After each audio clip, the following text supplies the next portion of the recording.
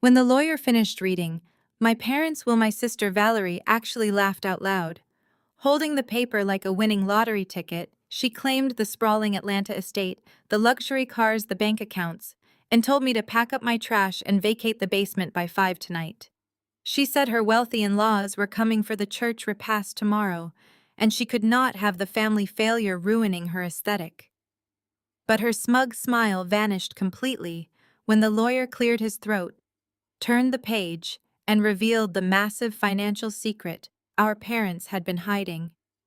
A secret that was about to cost her absolutely everything. My name is Maya.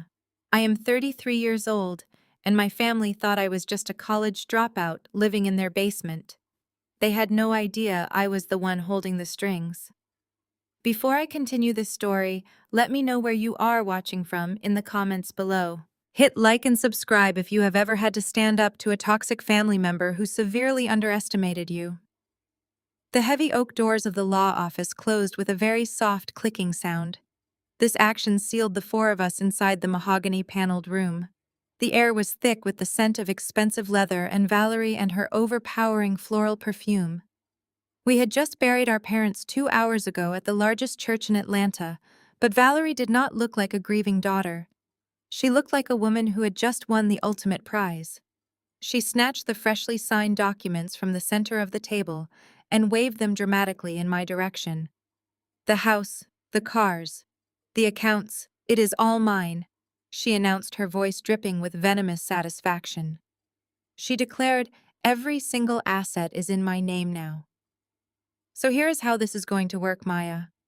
You are going to go back to that sad little basement room, pack up whatever thrift store garbage you own, and be off my property by 5 sharp. I sat perfectly still in my leather chair, keeping my expression entirely neutral. I wore a simple black dress deliberately understated, while Valerie was draped in a custom black silk suit that probably cost more than some people's annual salary. Beside her sat her deeply arrogant husband, Preston. He was a tall corporate executive with perfectly styled blonde hair and a condescending smile that never quite reached his eyes. Preston loved playing the role of the wealthy white savior who had married into our supposedly affluent black family. He leaned back, crossing his arms, looking at me with pure disdain.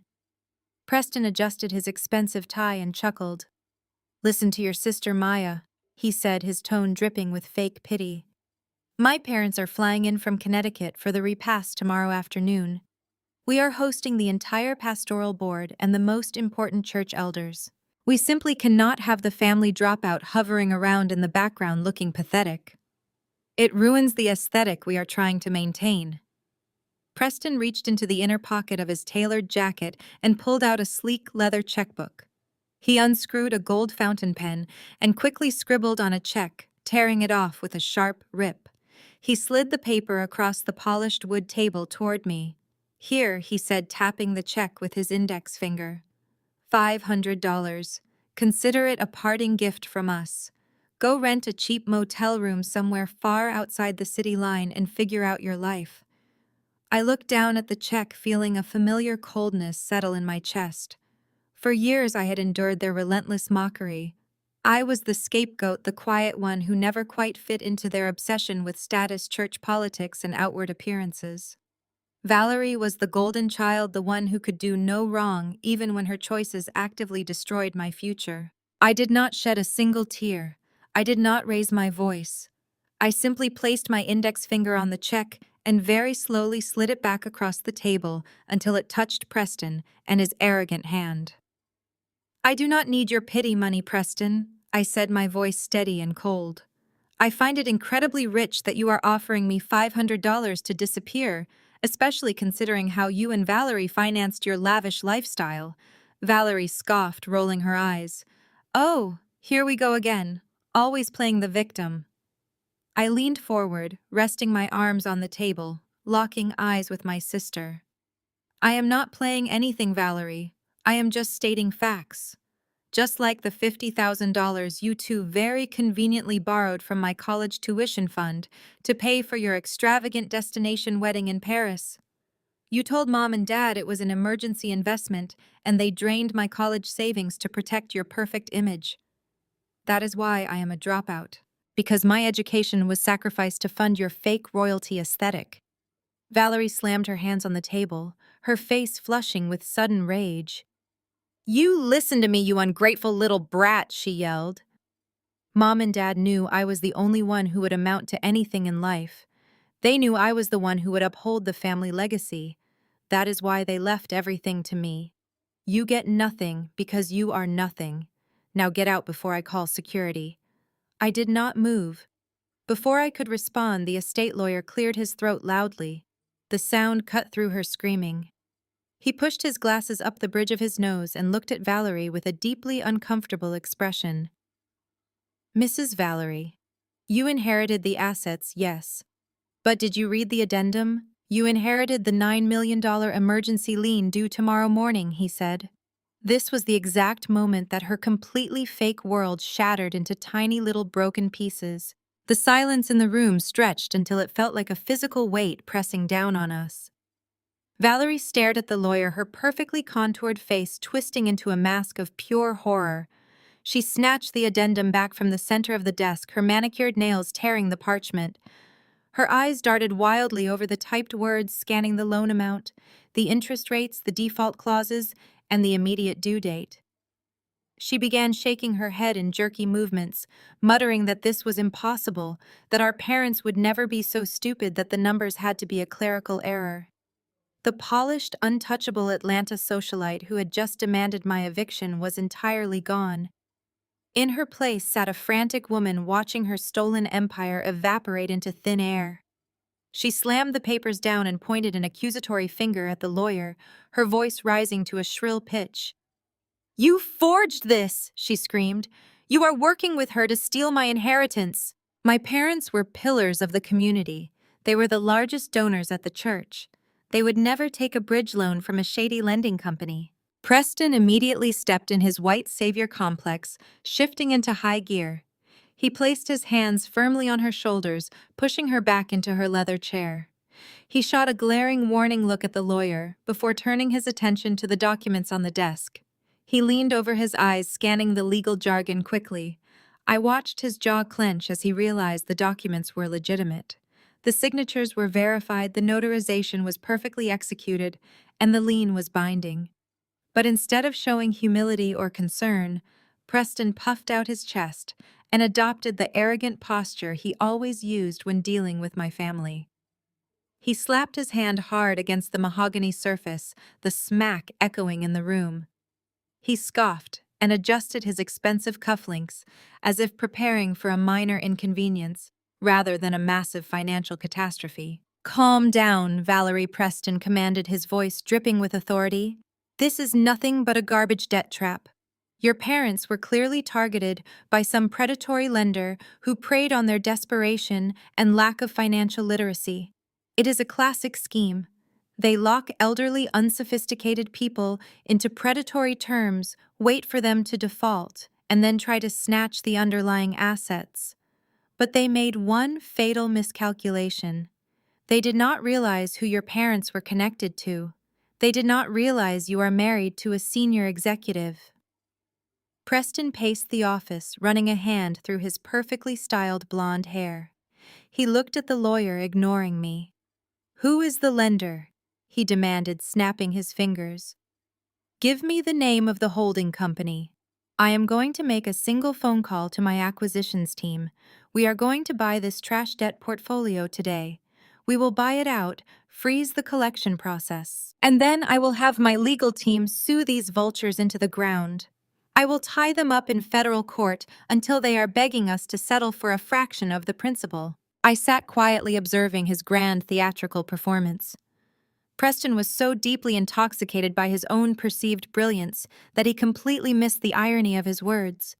He was railing against predatory thieves while standing in a room holding an inheritance he and his wife had effectively stolen from me. He genuinely believed that his corporate connections and his immense privilege made him untouchable. He looked at me, a cruel, mocking smile returning to his face. He actually thought he had just won the game all over again. He thought he had just secured the mansion, the cars, and the social status that his wife so desperately craved, all while ensuring I remained the destitute sister forced out onto the street. He crossed his arms and stared down his nose at me. "You can stop holding your breath, Maya." Preston sneered, his voice laced with venom. "If you thought this little financial hiccup was going to be your saving grace, you are sorely mistaken. You really thought you were going to sit there and watch us lose everything. You thought you could swoop in and claim some kind of moral victory while we were dragged down by your parents' bad decisions. Well, welcome back to the real world. In the real world, people with actual power and actual wealth dictate the terms. You do not understand how corporate finance works because you drop out of college and hide in a basement. But I deal in millions every single day. I eradicate minor inconveniences like this before my morning coffee. So my original offer still stands.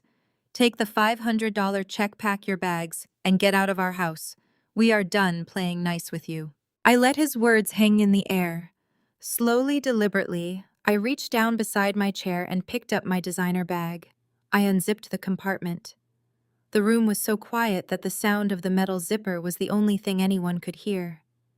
I extracted a single, sleek titanium card. It caught the ambient light of the room gleaming with a heavy, expensive sheen. I flicked my wrist, sending the heavy metal card sliding smoothly across the polished wood. It glided in a perfectly straight line, coming to a dead stop exactly halfway between Preston and Valerie. Preston instinctively looked down at it. His brow furrowed in confusion as he read the embossed silver lettering. Obsidian Financial Group. And right below that, my name followed by 3 letters that shattered his worldview. Chief Executive Officer. Valerie leaned over to read the card, her breath catching audibly in her throat. "You cannot buy the debt, Preston," I said, my voice echoing with absolute authority. "Because my firm, Obsidian Financial, already owns it.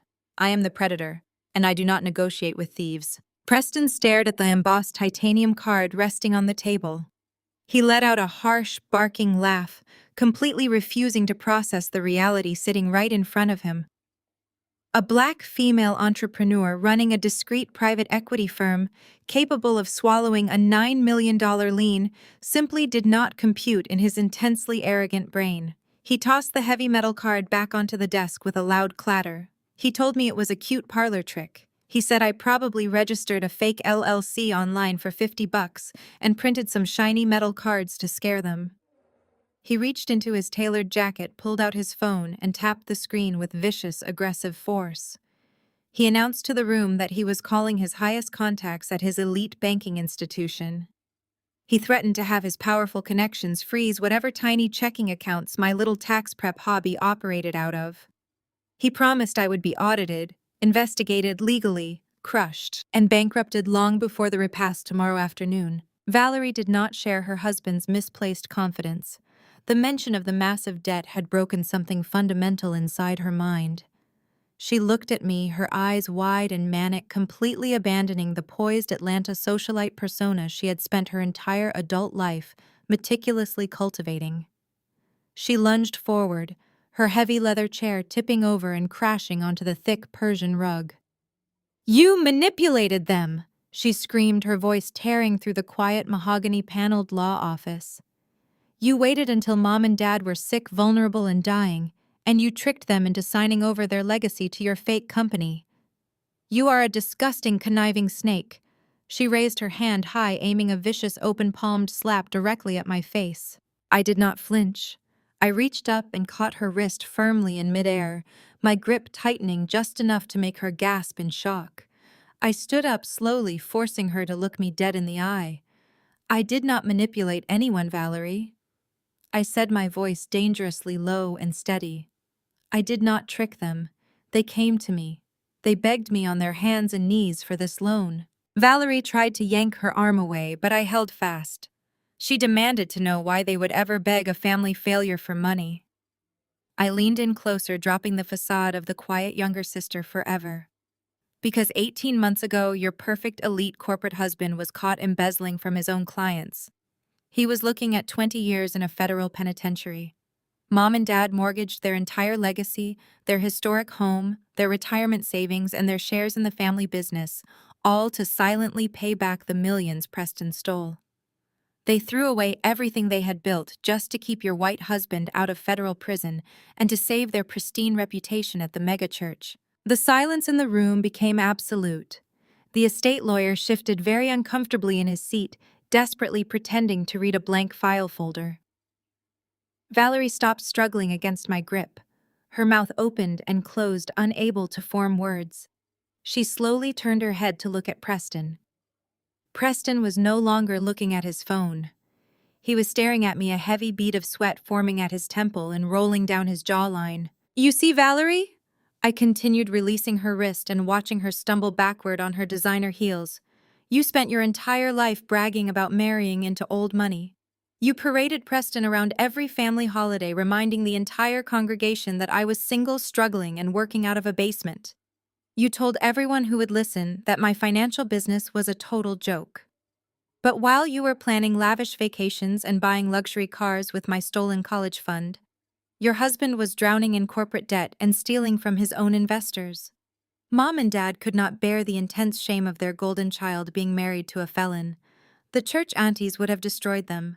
So they came to the daughter they always ignored. They came to Obsidian Financial." Preston's phone suddenly connected. A voice echoed faintly through the speaker in the painfully quiet room. Preston immediately snapped the phone to his ear, his desperation palpable. He barked into the receiver, using his most commanding corporate tone, desperately trying to regain control of the room. He demanded to speak to the head of commercial acquisitions. He ordered them to initiate an immediate freeze on all assets tied to Obsidian Financial Group. He paced back and forth, shooting me a look of pure, unadulterated hatred. He told the executive on the other end of the line that I was running a fraudulent lending operation and that his firm needed to initiate a hostile takeover of my debt portfolio immediately. He was trying to project ultimate power, but his voice shook. The man who had just offered me a $500 check out of fake pity was now sweating heavily through his custom silk shirt. I watched him pace, feeling a deep, profound sense of calm. I had spent years meticulously building my firm, taking on high-risk, high-reward portfolios and operating entirely under the radar.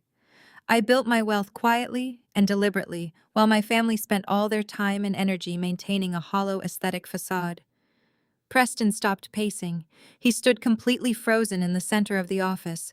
The voice on the other end of his phone was speaking rapidly. Preston did not interrupt. He did not issue any more aggressive commands. The arrogant sneer completely vanished from his face. His skin turned a sickly ashen gray. He slowly lowered the phone from his ear, his hand trembling so badly he almost dropped the device. Valerie rushed to his side, grabbing his arm with both hands. "Preston, what is it?" she demanded, her voice shrill with rising panic. "What did they say? Freeze her accounts. Tell them to ruin her right now." Preston did not look at his wife. He did not look at the lawyer. He stared directly at me, his eyes wide with a terror I had never seen in him before. His mouth opened, but absolutely no sound came out. The man who had built his entire identity on dominating others and flaunting his unearned authority was entirely speechless. I picked up my designer bag and slid the thick leather strap over my shoulder. I smoothed an invisible wrinkle from my black dress and smiled coldly. "Check your email, Preston," I said, walking slowly toward the heavy oak doors. "Your banking friends cannot freeze my accounts because my accounts are currently funding their parent company. And they certainly cannot help you initiate a hostile takeover." I paused with my hand resting on the cool brass doorknob and offered him a single deliberate wink. "I just bought your firm." The scent of fried chicken and floral perfumes permeated the basement fellowship hall of Greater Hope Tabernacle. I pushed open the glass doors, my heels clicking against the linoleum. The hum of conversations died instantly. Entire tables of mourners turned their heads in unison. The clinking of silverware halted. It was as if the air had been sucked out of the room. I smoothed my dress and kept my chin high, knowing exactly what ambush was waiting. Valerie had wasted no time. She held court in the center of the room, flanked by the pastor and the battalion of church aunties. My sister was delivering the performance of a lifetime. She clutched a lace handkerchief to her chest, her shoulders shaking with manufactured sobs. Her makeup was expertly smudged to look devastated but not unhinged. Preston stood behind her, looking dangerously sleep-deprived, a contrast to his arrogant posturing yesterday. Losing his firm had kept him awake all night, but he tried to play the protective patriarch. I stepped further into the hall. Valerie spotted me and let out a loud theatrical gasp. She buried her face in the pastor's jacket, pointing a trembling finger in my direction.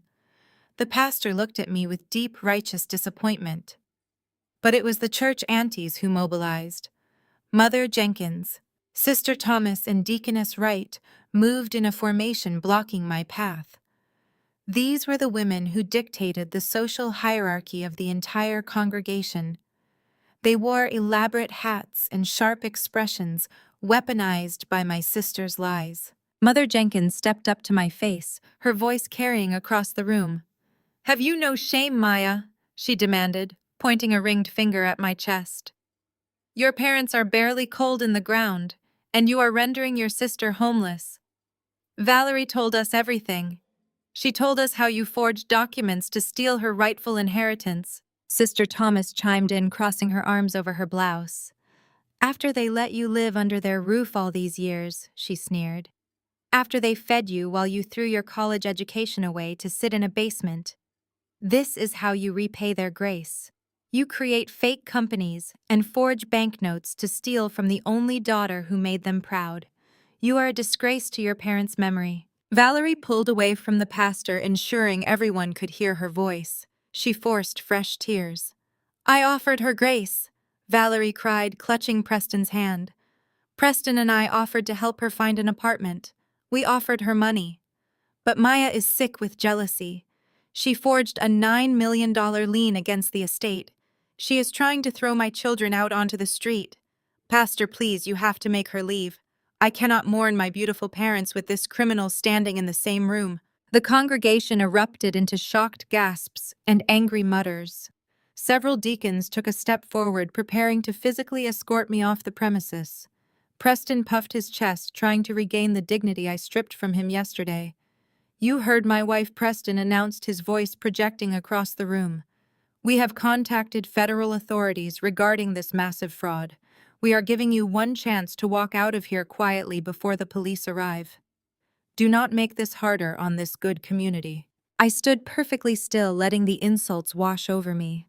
I looked at the church aunties, their faces twisted with judgment. I looked at the pastor shaking his head in silent condemnation. And then I looked at Valerie. She offered a tiny microscopic smirk from behind her lace handkerchief. She genuinely thought she had outmaneuvered me.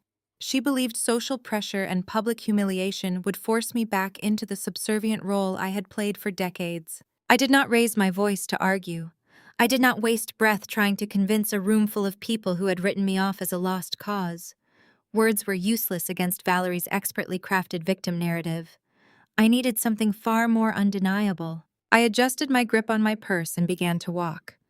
I did not head toward the exit, nor did I walk toward my sister. I walked past the angry aunties, ignoring their gasps of indignation as I brushed past them.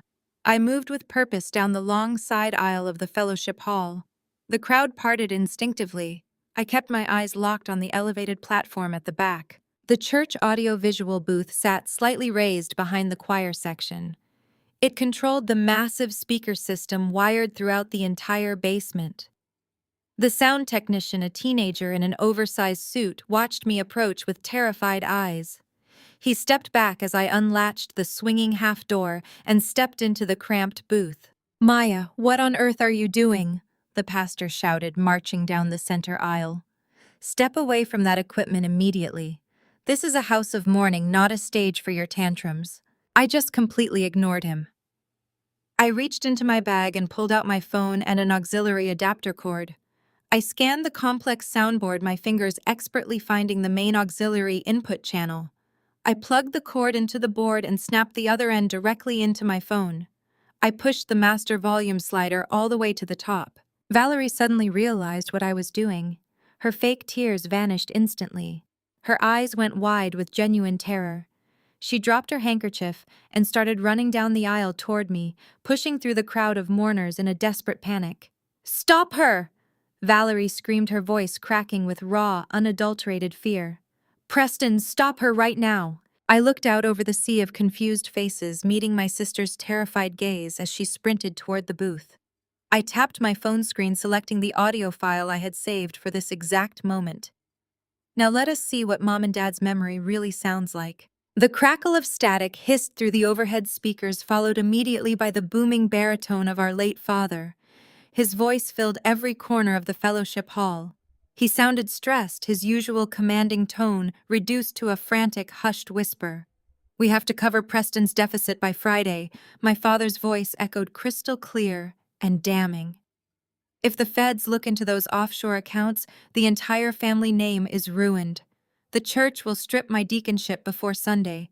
We need $9 million in liquid capital right now, and the banks will not touch me with this pending litigation." Then my mother's voice joined the playback, trembling with anxiety. "What about Maya?" she asked on the recording. "She has that little tax company. Maybe we can put the bridge loan in her name. She never checks her credit anyway." The congregation gasped in unison. Mother Jenkins dropped her fan. Sister Thomas covered her mouth with both hands. But the true devastating blow came next. Valerie's voice rang out sharp, impatient, and dripping with disdain. "Just forge Maya's signature on the collateral documents," Valerie snapped through the speakers. "No one cares about her credit score anyway, she just runs a fake business. She will never even know the lien exists until the debt collectors take her little basement apartment. It is her duty to save this family. Preston is the only one who brings value to this legacy." The silence in the hall was obliterated. The church aunties who mere minutes ago were ready to physically throw me out onto the street now turned their collective, horrified gaze toward my sister. The pastor stepped back from Valerie as if she were diseased. The perfectly crafted illusion of the pious, victimized golden child shattered into a million pieces right in front of the entire congregation. The sheer malice in her recorded voice could not be misinterpreted. Valerie let out a feral shriek. The delicate lace handkerchief fell to the floor, forgotten. She lunged forward, abandoning every ounce of her refined Southern belle persona. "Shut it off!" she screamed, her face twisting into a mask of pure rage. She charged down the center aisle, her expensive black heels stomping against the floorboards. She shoved blindly into the crowd of mourners. She violently pushed Sister Thomas out of the way, knocking the elderly woman into a table of catered food. She elbowed a choir member in the ribs, clawing her way toward the audio-visual booth where I stood watching her spectacular meltdown. Preston yelled her name, but he did not move to stop her. He looked around the room like a trapped animal, realizing that the very people he relied on for social protection were now looking at him with absolute disgust. Valerie reached the wooden half-door of the booth. She grabbed the top of the wood and vaulted over it like a wild animal, her mourning dress ripping along the seam. She clawed frantically at the soundboard, knocking over a microphone stand. She grabbed the auxiliary cord connecting my phone to the system and yanked it with all her might. The cord snapped out of the jack, cutting the audio off with a loud popping sound that made half the room flinch. She stood chest-heaving, holding the severed cord in her hand. Her hair was completely disheveled, falling out of its perfect updo. Her makeup was streaked not from sorrow, but from sweat and fury. She glared at me, panting heavily, looking completely deranged. I just stared back, my expression perfectly neutral. I calmly picked up my phone and slipped it back into my designer bag. "You can unplug the cord, Valerie," I said, keeping my voice low enough that only she and the terrified teenage sound technician could hear. "But you cannot unplug the truth. Everyone just heard exactly who you are." Valerie opened her mouth to scream another insult, but the booming voice of the pastor cut through the thick tension. "Valerie Annette." The pastor thundered, his voice shaking with profound anger and deep betrayal. He marched down the aisle, standing at the base of the audio booth. He pointed a trembling finger directly at her. "I have known your parents for 30 years. I dedicated this sanctuary with your father. You stand in the house of the Lord and play the victim while plotting to destroy your own sister. You forged documents. You enabled corporate theft. You lied to my face and used this congregation as a shield for your crimes. I want an explanation right now. Explain yourself." Valerie froze. The manic energy suddenly drained out of her, replaced by a cold, creeping panic. She looked at the pastor, then out at the sea of judging faces. The church aunties were nodding in agreement, their previous sympathy completely replaced by righteous indignation.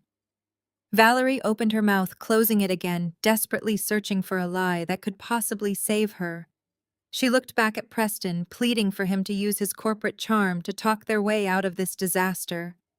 Preston just shook his head, taking a slow step backward toward the side exit. He knew it was over. Before Valerie could form a single word of defense, a heavy, deafening thud echoed through the hall. The solid oak double doors at the main entrance of the massive fellowship hall swung open violently, hitting the interior walls with a resounding crash. The remaining sunlight from the afternoon spilled into the basement, casting long shadows across the linoleum. Two men wearing dark, impeccably tailored suits and serious expressions walked deliberately down the center aisle. They did not pause to respect the somber setting. The lead agent held up a leather wallet, flipping it open to display a gleaming silver badge. He held a thick stack of folded legal papers in his other hand. Federal Bureau of Investigation, the lead agent announced loudly, his voice cutting through the dead silence. We have a federal warrant for your arrest. The heavy silence that followed the agent's declaration was absolute. No one in the vast fellowship hall dared to draw a breath. The clinking of a dropped fork echoing from the buffet table sounded like a gunshot.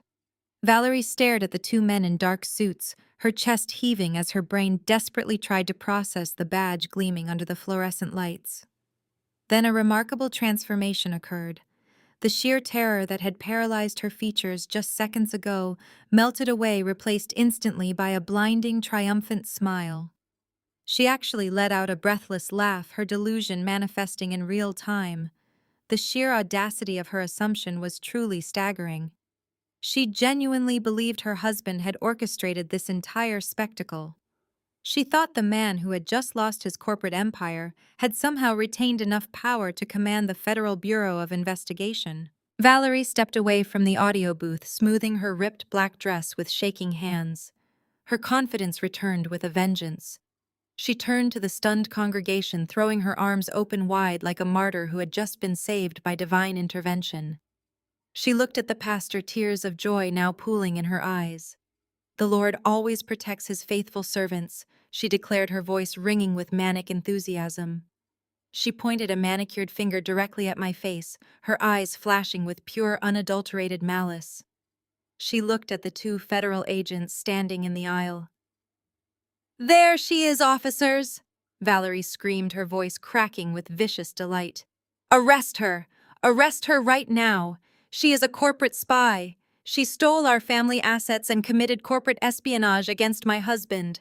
The church aunties immediately rallied behind her renewed vigor. Mother Jenkins clasped her hands together in prayer, muttering loud praises for this swift justice. Sister Thomas nodded vigorously, glaring at me with immense satisfaction. They were perfectly willing to accept any reality where the rebellious independent sister was the villain and the polished traditional daughter was the victim. Valerie fed off their energy, stepping closer to me, her face contorted with superiority. "You actually thought you could walk in here and ruin us," she hissed, her voice dropping so only I could hear. "You thought playing a little audio clip would erase the fact that Preston holds all the real power. He made one phone call, Maya. One phone call and you are going to federal prison. You are going to lose everything, and we are taking your little company as restitution." Preston quickly realized he had to play along with his wife's insane narrative or risk looking like a coward in front of his elite social circle. He adjusted his silk tie, straightening his posture to project the image of an untouchable titan of industry. He clearly knew his own guilt, but his arrogance blinded him to the reality of the situation. He assumed these agents were responding to the frantic calls he had made in the lawyer's office yesterday, completely ignoring the fact that those calls had ended in his own financial ruin. He strutted down the aisle, placing himself between the agents and his wife, adopting a stance of fierce patriarchal protection. He puffed out his chest, looking around the room to ensure the deacons and the pastor were properly impressed by his commanding presence. He believed his tailored suit and his unearned authority could dictate the actions of federal law enforcement. Gentlemen, it took you long enough. Preston commanded, his voice dripping with condescension as he addressed the federal agents. I am Preston Vance, Senior Vice President of Vanguard Holdings. I am the one who initiated the freeze on her fraudulent accounts yesterday. She has been harassing my grieving wife and attempting to extort my family with forged financial documents. I want her in handcuffs immediately. We have suffered enough indignity today, without this criminal parading around our late parents' memorial service. Secure her, and I will have my legal team send over the supplemental files you need by tomorrow morning. He expected them to obey without question. I remained standing by the soundboard, my hands resting comfortably in the pockets of my dress. I did not raise my voice. I did not attempt to defend myself against Valerie's hysterical accusations or Preston's arrogant demands. I simply watched them dig their own graves in front of the entire congregation. The sheer scale of their narcissism was almost beautiful to witness. They were so utterly convinced of their own superiority that they could not perceive the massive trap closing around them. I looked at the lead agent, maintaining a perfectly neutral expression. The lead agent did not acknowledge Preston's ridiculous speech. He did not look at Valerie, who was still pointing her finger at me like a vengeful preacher demanding retribution from the pulpit. He did not flinch when the church aunties muttered their loud approvals. He simply holstered his badge, his face a mask of absolute terrifying professionalism. He took a heavy step forward, his polished shoes echoing on the linoleum. Preston offered a smug smile, stepping aside slightly to give the agents a clear path to me. He expected them to march right up to the soundboard, grab my wrists, and drag me out the back door in disgrace. Valerie crossed her arms, her chin tilted high in anticipated victory, but they did not. The lead agent walked right past me. He bypassed the audio booth entirely, never even casting a glance in my direction. He closed the distance in 3 long strides, heading directly for the man who had just demanded my arrest. Preston's smug smile faltered.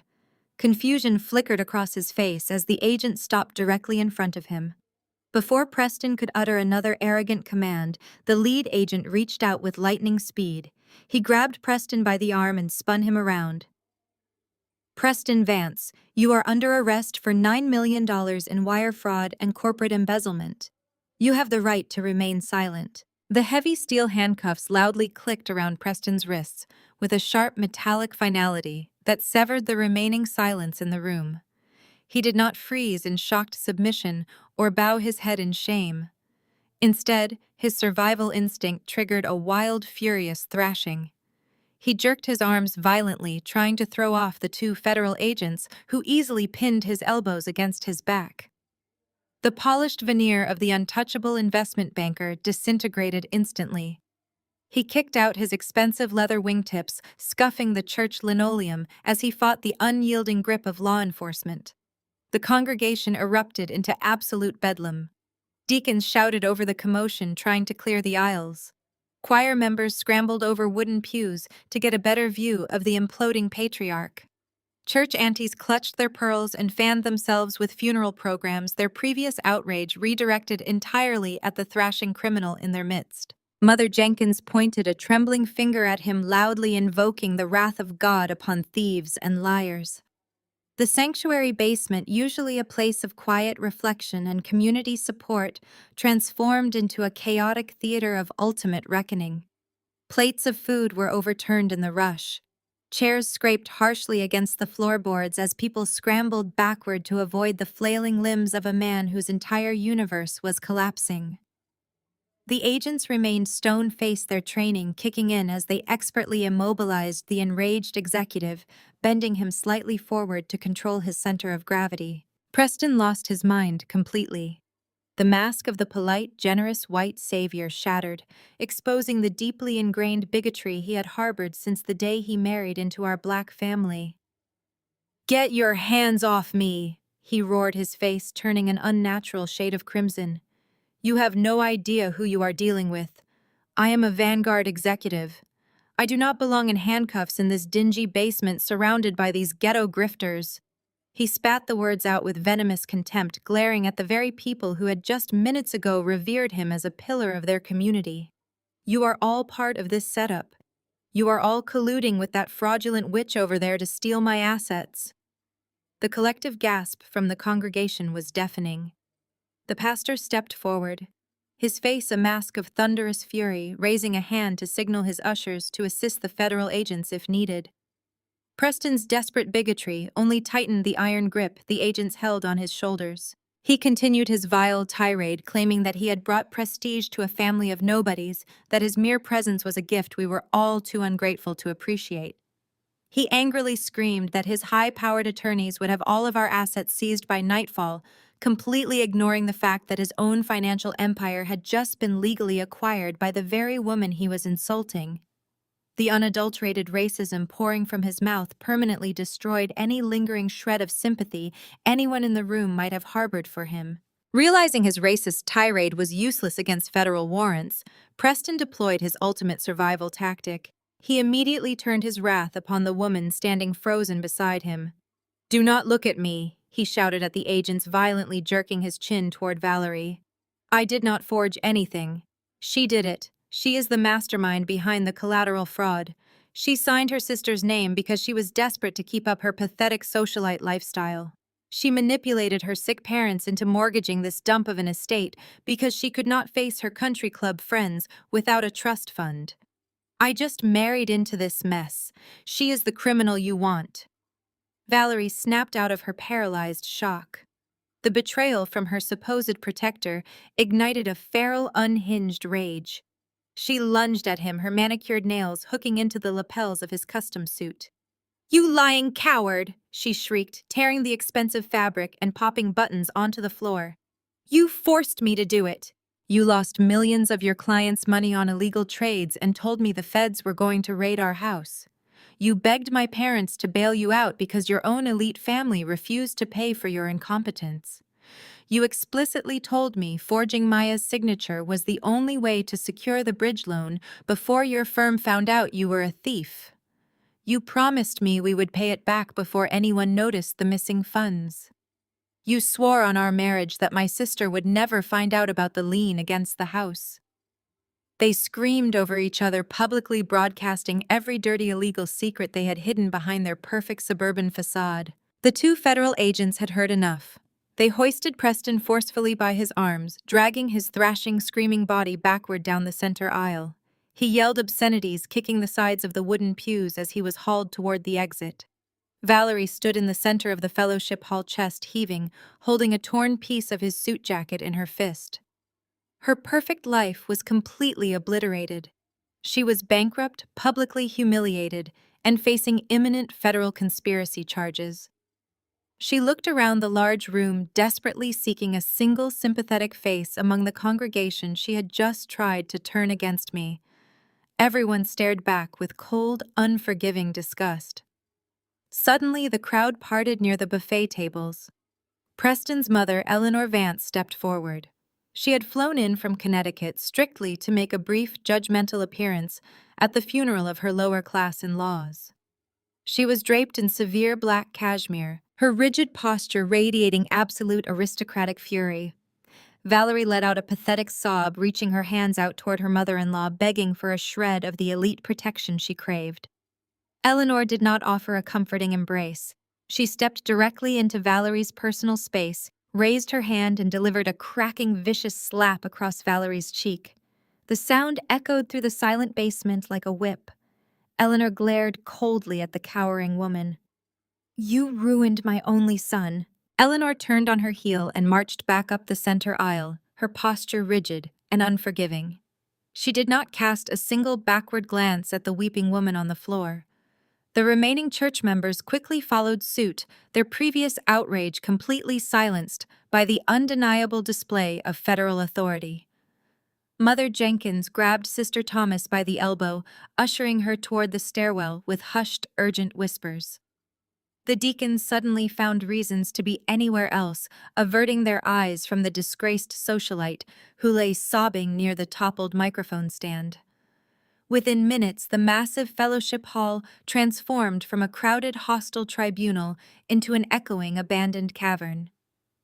I did not wait around to watch my sister scrape herself off the linoleum. The heavy air of the basement was suffocating thick with the smell of stale coffee, wilted funeral lilies, and extinguished deceit. I turned away from the audio booth and slipped through the swinging wooden doors that led into the church kitchen. It was a sterile industrial space filled with expansive stainless steel counters, stacked warming trays, and humming commercial refrigerators. The stark, bright fluorescent lighting offered no shadows to hide in. I walked over to the deep preparation sink, turned on the cold tap, and let the icy water run over my wrists. The adrenaline that had carried me through the brutal confrontation was finally beginning to recede, leaving behind a sharp, crystalline exhaustion.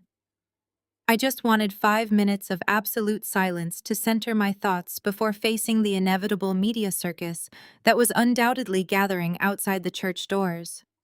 The satisfying reality of my victory was slowly settling into my bones, replacing decades of manufactured subservience. The heavy kitchen doors burst open, slamming violently against the metal prep tables and shattering the quiet.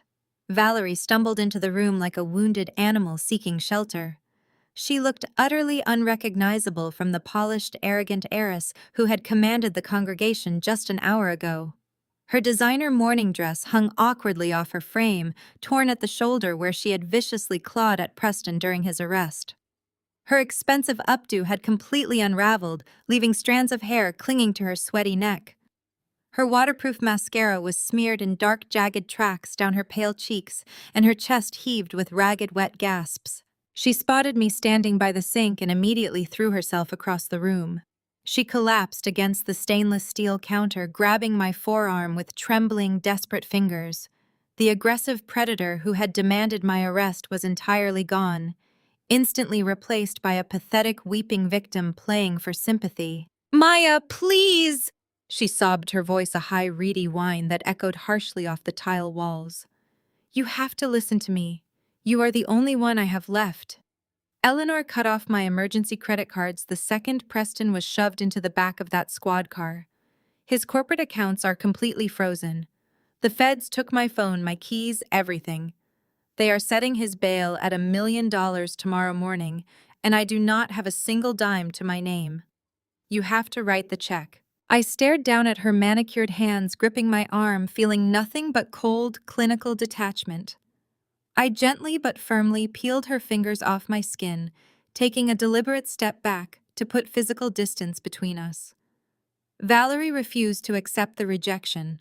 She fell heavily to her knees on the hard, checkered tile floor, clasping her hands together in a posture of fervent theatrical prayer. "We can fix this," she babbled, the words spilling out in a frantic, breathless rush. "You can just drop the foreclosure proceedings on the house. You can pull the massive lien. You can pay Preston's bail, and we can hire him a brilliant defense team to blame the whole embezzlement scheme on his junior partners. We can save the estate. We can go back to how things were. I will give you the master bedroom. I will tell the country club you are an equal partner in the legacy. You have the money now, Maya. You have millions. You have to save me." I looked down at her, truly marveling at the terrifying depth of her delusion. Even now, stripped of her wealth, her husband, and her reputation, she actually believed she could snap her fingers and force me back into the role of her obedient, invisible savior. She still viewed my hard-earned resources as her personal emergency fund, ready to be drained to maintain her luxurious facade. When the hysterical tears failed to move me, Valerie shifted her tactical approach to weaponized nostalgia. She wiped her running nose with the back of her hand, looking up at me with wide, pleading eyes, designed to evoke a profound sense of sibling loyalty. "We are family, Maya," she whimpered, her voice trembling with manufactured, sickening affection. "We are blood. You cannot just throw your own flesh and blood out onto the street like common trash. Think about everything we have been through together in that house. Remember when we were little girls? Remember when you knocked over Mom's expensive antique crystal vase in the upstairs hallway? I took the blame for you. I covered for you because I loved you. I protected you then against their anger, and you have to protect me now against all of this. You owe me this." The sheer audacity of the lie settled into the quiet, brightly lit kitchen like a heavy physical weight. She was so accustomed to rewriting our history, to make herself the hero, that she genuinely thought I would accept this fabricated memory without question. I looked down at the pathetic weeping woman on the floor, feeling the very last microscopic thread of sibling loyalty snap and dissolve into absolute nothingness. "You did not cover for me," I stated, my voice as hard and cold as the steel counters surrounding us. "You broke that vase because you were throwing a violent tantrum over a party dress. You pointed your finger at me, blamed me for the shattered glass, and watched with a satisfied smile while Mom dragged me by my arm and locked me in the dark basement for 2 straight days. My blood does not bleed for you anymore. You have 48 hours to vacate my house." Valerie did not utter another word. The sheer finality in my voice stripped away her last remaining illusion of control. She pushed herself off the cold tile floor, her breath hitching in her throat, and stumbled backward toward the swinging kitchen doors. She practically threw her body against the metal, bursting out into the rear alleyway of the church. The humid afternoon air hit her immediately, but she did not stop to catch her breath. She sprinted toward her silver Mercedes, her torn black dress flapping wildly around her legs. Panic had fully replaced her manufactured grief. Preston was gone, arrested by federal agents, and his corporate accounts were undoubtedly frozen by the government. The life she had ruthlessly maintained, built on a foundation of my stolen inheritance and Preston's embezzlement, was collapsing by the second. She needed a contingency plan, and she needed it before the authorities connected her to the forged bridge loan documents. She slammed the car door shut, her hands shaking violently as she pushed the ignition button. The engine roared to life. She jammed the gear shift into drive and peeled out of the church parking lot, her tires screeching against the asphalt. Her mind raced through the inventory of her parents' estate, the offshore account codes, the antique diamond necklaces, the bearer bonds her father had hoarded for decades. They were all secured in the hidden wall safe inside the master bedroom of the family mansion. If she could just get her hands on those assets, she could secure a private flight out of the country before the foreclosure agents or the FBI knocked on her front door. She sped through red lights, gripping the leather steering wheel so tightly her knuckles turned a stark bruised white. The grand wrought iron gates of the estate loomed ahead. Valerie punched the entry code into the keypad with frantic, uncoordinated jabs. The heavy metal doors swung open, and she accelerated up the long, winding driveway. The mansion stood in pristine silence, completely oblivious to the utter ruin its occupants had just suffered. Valerie slammed the brakes, leaving the car idling crookedly on the immaculate cobblestone driveway. She kicked off her ruined designer heels, running barefoot across the imported marble foyer. The silence of the empty house felt suffocating.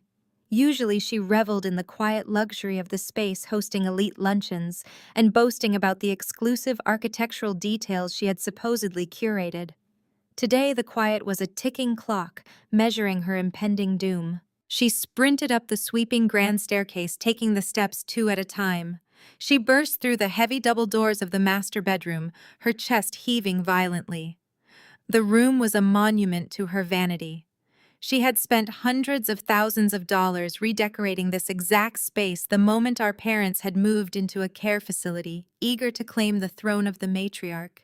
Massive Italian silk drapes framed the wide bay windows. Dark mahogany paneling lined the walls, and a priceless Persian rug covered the floor. She had always bragged to her country club friends about the flawless, untouched aesthetic of her sanctuary. She had banned me from ever stepping foot inside this room, claiming my presence would disrupt the carefully cultivated energy. Now she was about to destroy it. She marched directly toward the massive oil portrait of our parents, hanging above the marble fireplace. Behind that heavy gilded frame lay the combination wall safe, holding her salvation. She grabbed the edge of the ornate frame and yanked it sideways. The heavy painting crashed to the floor, the antique wood splintering into jagged pieces upon impact. Valerie did not flinch. She stared at the digital keypad embedded in the plaster, her breathing shallow and ragged.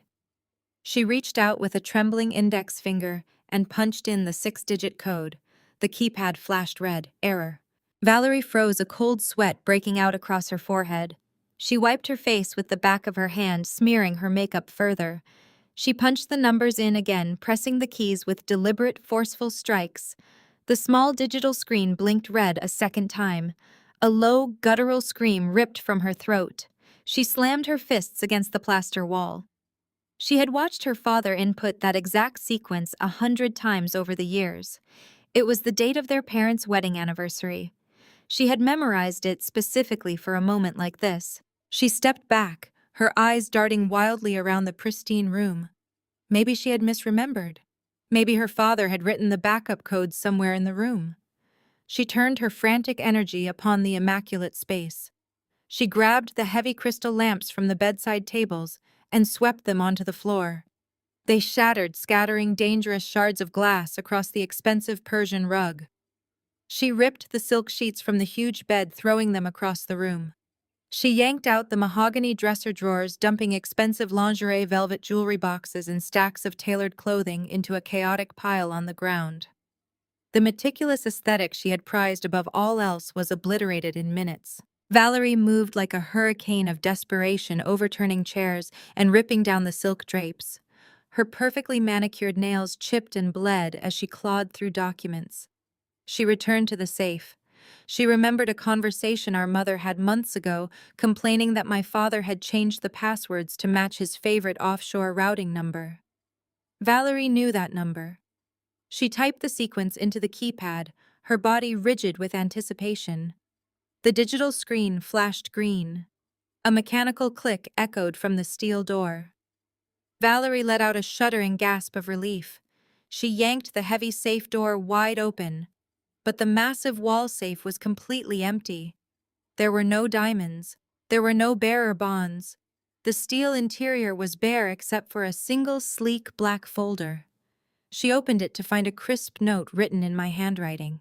Valerie stared at the single sheet of cream cardstock, her eyes darting across the elegant script. I kept the message brief, stating that the contents had been relocated by their rightful owner. A ragged gasp tore from her throat as she crumpled the paper in her fist, her knuckles turning white.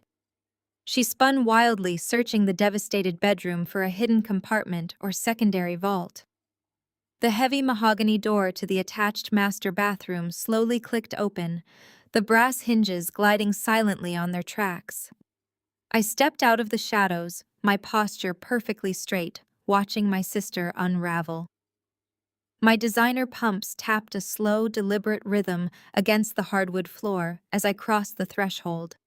Valerie whipped her head toward the sound, her tear-streaked face twisting into a mask of pure hatred. She dropped the note, her chest heaving as she locked eyes with me. "You took them!" she screamed, her voice cracking under the strain of her hysteria. "You stole the diamonds and the bearer bonds. You have no right to touch our parents' things."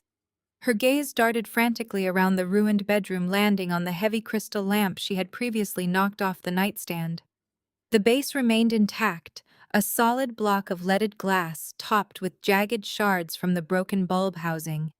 Valerie let out a feral shriek and lunged for it. She scooped up the heavy crystal weapon with both hands, the sharp edges biting into her palms, and hurled it directly at my head with all her strength. The heavy glass projectile sailed across the room, catching the afternoon sunlight as it spun through the air. I did not flinch or scream. I simply stepped cleanly to the left. The crystal base smashed into the antique vanity mirror behind me, showering the floor with silvered glass and leaving a spiderweb of deep cracks across the frame. Shards rained down onto the mahogany dresser, pinging against the wood like sharp, dangerous hail. I brushed a tiny fragment of glass off the shoulder of my tailored blazer, keeping my expression icy and composed. Valerie stood panting, staring at the shattered mirror, and then back at me, her hands bleeding slightly from gripping the broken crystal. "That was a foolish move, Valerie," I stated, my voice echoing coldly in the cavernous room. "Throwing a weapon at the legal owner of this property will only add assault charges to your impending federal conspiracy indictment." I stepped carefully over the glittering shards of broken glass, closing the distance between us, until I stood a few feet away from her trembling form. I did not steal a single piece of jewelry or a single bearer bond from that safe. I emptied that vault 4 months ago, right after Mom and Dad officially defaulted on their bridge loan. When people borrow millions of dollars against their estate to fund their son-in-law's failing investments, the bank demands collateral. When the bank realized the loan was in default, they initiated asset seizure protocols. I simply stepped in, bought the distressed debt for pennies on the dollar, and took legal possession of the collateral. The diamonds, the bonds, the offshore account routing numbers, they all belong to my holding company now. It was a completely lawful transfer of assets, executed by a team of elite corporate attorneys. You are standing in a house you do not own, screaming about money you do not have, and throwing tantrums over a legacy that ceased to exist the moment you forged my signature. Valerie shook her head violently, covering her ears with her bleeding hands as if trying to block out my words. "Shut up!" she shrieked, her voice echoing against the high ceilings. "You are lying. Dad would never use the family jewels as collateral. He promised those diamonds to me for my anniversary. He told me they were my birthright." Her delusion was staggering, an impenetrable fortress built from decades of preferential treatment and unchecked entitlement. I crossed my arms over my chest, refusing to offer her an ounce of pity. "Your birthright was squandered the day Preston started bleeding his clients dry," I retorted, my tone completely devoid of emotion. "Dad mortgaged the entire estate and pledged every hidden asset because you begged him to save your husband from federal prison. You traded your precious legacy for a few more months of country club luncheons and designer shopping sprees. The safe is empty because your bank accounts are empty. The illusion is over, Valerie. There is no secret stash of cash to fund your escape to a non-extradition country. There is no private jet waiting for you at the airfield.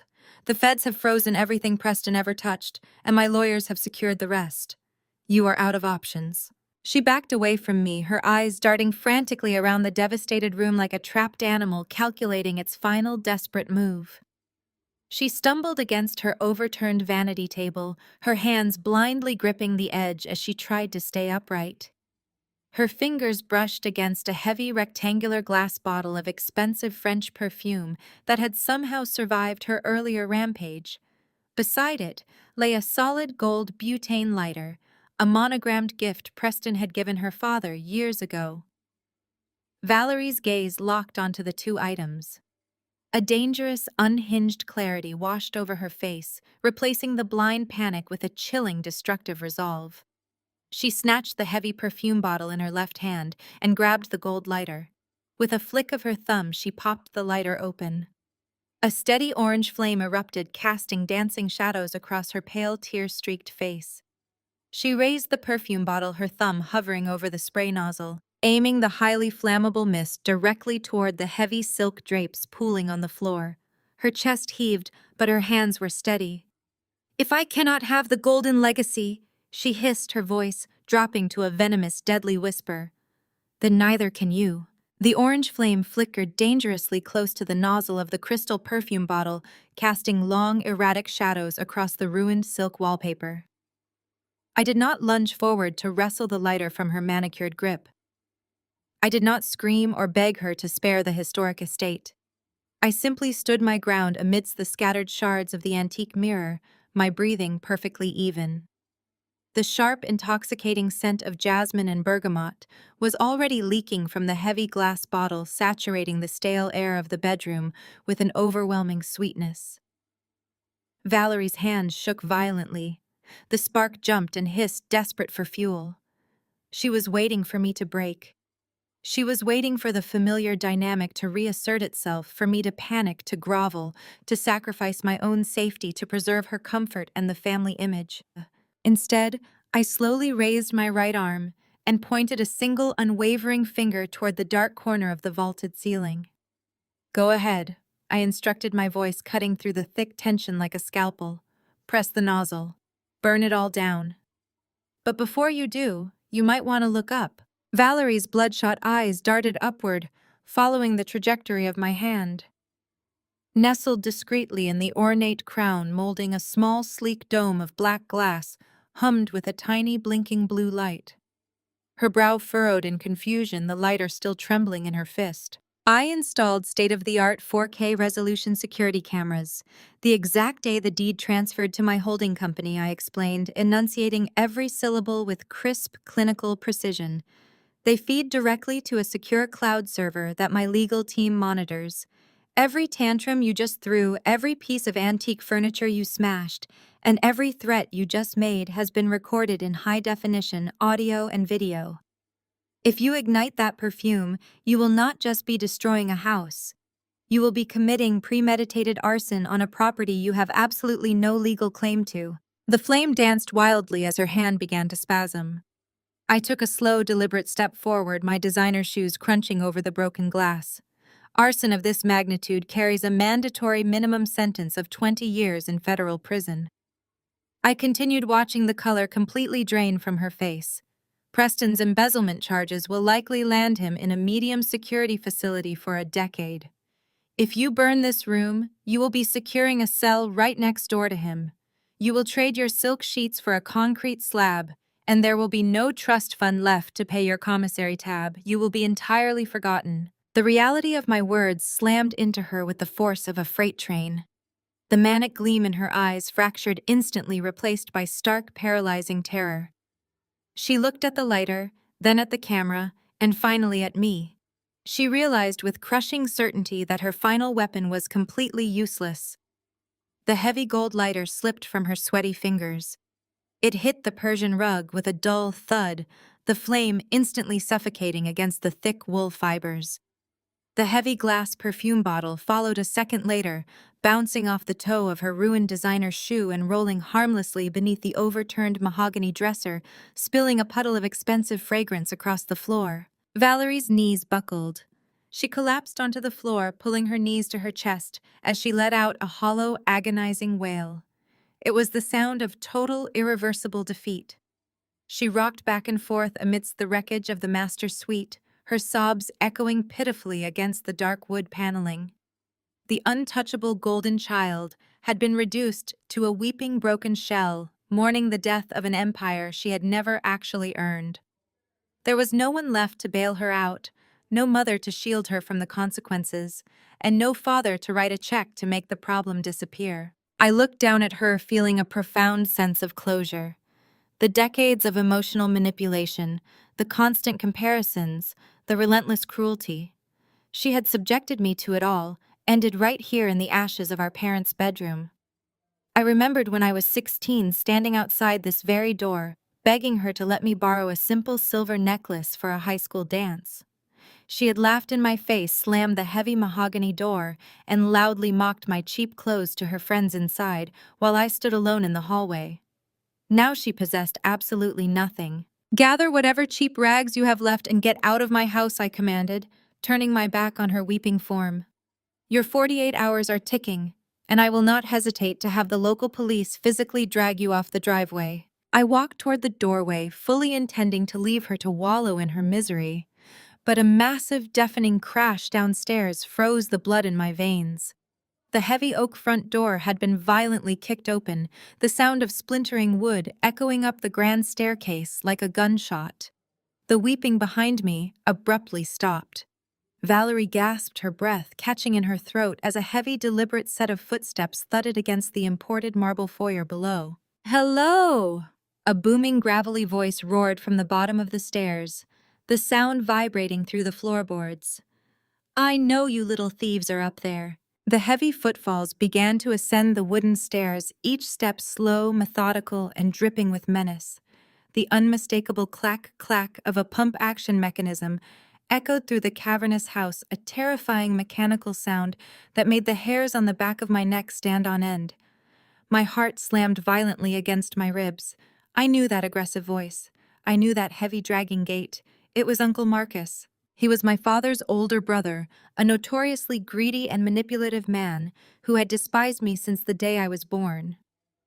He was the same man who had convinced my parents to drain my entire college tuition fund to invest in his fraudulent commercial real estate scheme when I was 18. They had handed over my future to him without a second thought, telling me to pull my own weight while they funded his lavish lifestyle. He had vanished 2 years ago after another one of his shady businesses went bankrupt, leaving a trail of furious creditors and empty bank accounts in his wake. My parents had always made excuses for his violent temper and his relentless grifting, demanding that I show him absolute respect because he was family. The heavy footsteps reached the second-floor landing. A massive shadow fell across the hallway, blocking the light from the large chandelier. Uncle Marcus stepped into the doorway of the master suite, completely blocking our only exit. He looked disheveled and wild. His expensive suit wrinkled and stained his eyes wide with a frantic, unhinged greed. His gaze swept over the shattered lamps, the torn silk drapes, and finally settled on the empty, gaping wall safe. His face twisted into an ugly yellow-toothed sneer as his eyes locked onto me. In his large, calloused hands, he held a 12-gauge shotgun, his finger resting casually on the trigger, the dark steel barrel pointed directly at my chest. The harsh metallic click of the safety being disengaged echoed like a thunderclap across the ruined master bedroom. Uncle Marcus stepped fully into the harsh afternoon light, pouring through the bay windows, his heavy leather boots crunching relentlessly over the shattered remains of the antique vanity mirror. His breathing was heavy and erratic, smelling strongly of cheap whiskey and stale cigar smoke, a putrid combination that instantly resurrected every terrible childhood memory I had of his toxic presence. He did not even glance at Valerie, who remained frozen on the floor in a pathetic heap of torn designer silk. His bloodshot eyes were fixed entirely on me, burning with a frantic, animalistic desperation. He nudged a broken crystal lamp base aside with the toe of his boot, closing the distance between us, until the dark, hollow muzzle of the shotgun was less than 3 feet from my face. I stood my ground, keeping my breathing slow and completely measured, refusing to give this lifelong parasite the satisfaction of seeing me flinch. He reached into the inner pocket of his wrinkled, sweat-stained suit jacket with his free hand and pulled out a folded stack of legal documents. He tossed them roughly onto the only intact mahogany nightstand. "Those are deed transfer papers," he barked, waving the barrel of the shotgun toward the crinkled paperwork. "You are going to sign this entire estate over to my holding company right now. You are going to transfer the title, the land rights, and every single piece of collateral you just seized from my idiot brother. You are going to walk out of this house with nothing, just like you always deserved." I glanced at the disorganized stack of papers and then looked back up into his sweat-beaded face, feeling an overwhelming surge of disgust. "You are completely out of your mind, Marcus," I stated, keeping my voice dangerously level and devoid of any panic. "This property is heavily monitored by my legal team, and signing a deed under the threat of a firearm is legally void the second I report it to the authorities. You cannot steal a foreclosed mansion and expect to just walk away with millions in real estate." A harsh barking laugh erupted from his throat, spraying a fine mist of saliva into the air. "I can get away with absolutely anything I want." He spat, his face contorting into a hideous, arrogant sneer. "I have been playing this entire family for decades while you were busy trying to earn your daddy's approval. Who do you think taught Preston how to siphon those church funds in the first place?" Valerie gasped, her head snapping up from the floor. Marcus smirked down at her, his eyes gleaming with malicious, unadulterated pride. "That is right, princess," he mocked. "Your perfect high society husband came crying to me 3 years ago when he lost his first million on a terrible commercial real estate bet. He was terrified of going to federal prison and ruining your flawless suburban aesthetic. I showed him exactly how to set up the shell companies. I taught him how to manipulate the church ledgers, how to forge the bridge loan documents, and how to use your parents' blind trust as collateral. He was a weak, spineless coward, but he was a fantastic, obedient puppet. I took a 40% cut of every single dime he embezzled, and your parents never suspected a thing because they were too busy worshiping his polished resume and ignoring my genius." The sickening reality of his confession settled heavily over the room.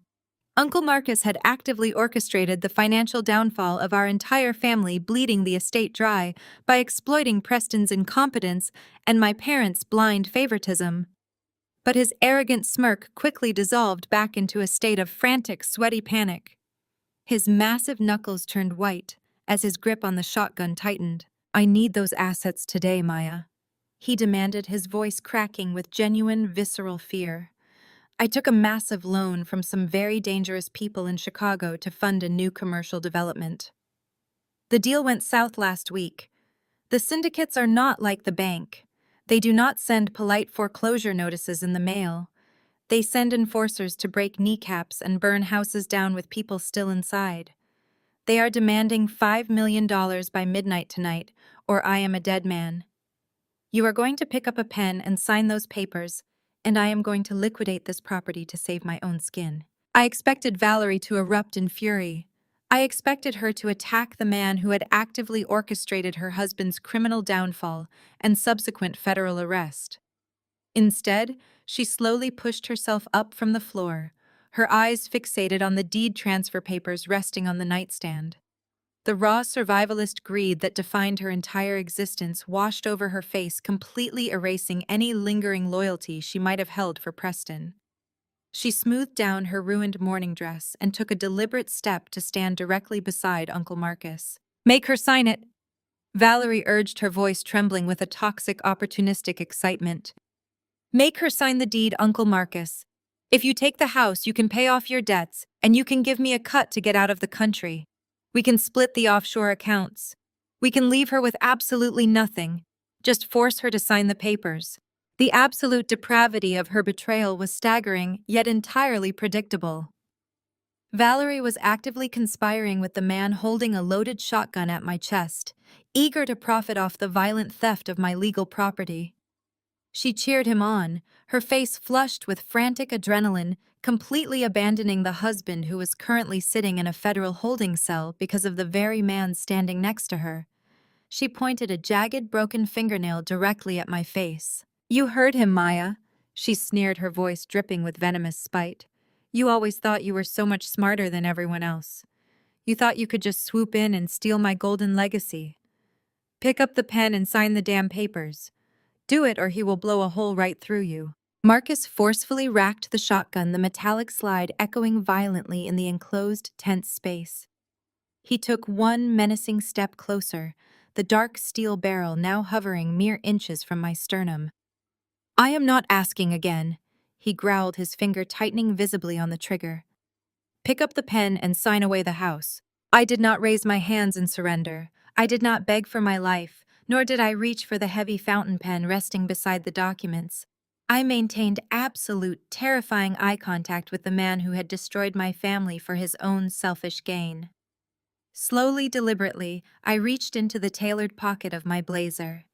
Marcus tensed, bracing for a weapon, but I simply pulled out my smartphone. I held it up, my thumb resting over a single glowing red button on the customized security application displayed on the screen. I pressed it. A loud electronic chime echoed from the phone. "Uncle Marcus," I said smoothly, my voice devoid of any fear. "Did you really think I came to a foreclosed house without my private security detail?" The arrogant sneer on his face dissolved into pure confusion. He blinked, his bloodshot eyes darting from my smartphone to the empty hallway behind him. He opened his mouth to bark a threat, but the words died in his throat. A synchronized explosion of movement erupted from the corridor. 4 imposing figures in tactical black gear poured into the master suite with terrifying speed. These were highly paid private security contractors, executing their directives with lethal precision.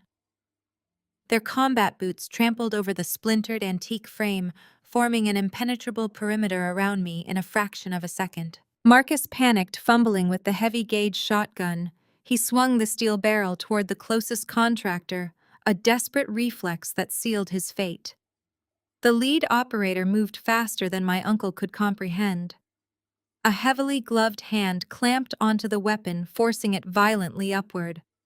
Simultaneously, a second contractor stepped inside his guard, driving a knee directly into his midsection. Air left his lungs in a loud gasp. The shotgun was wrenched from his grip with a sharp twist. The remaining operators grabbed his shoulders and swept his legs out from under him.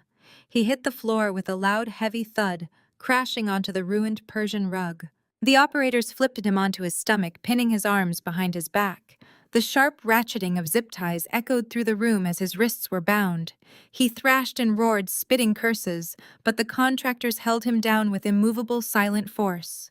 The shotgun was swiftly cleared of its ammunition, the red plastic shells clattering onto the hardwood floor, neutralizing the immediate threat. Valerie watched the violent subjugation of our uncle with horrified eyes.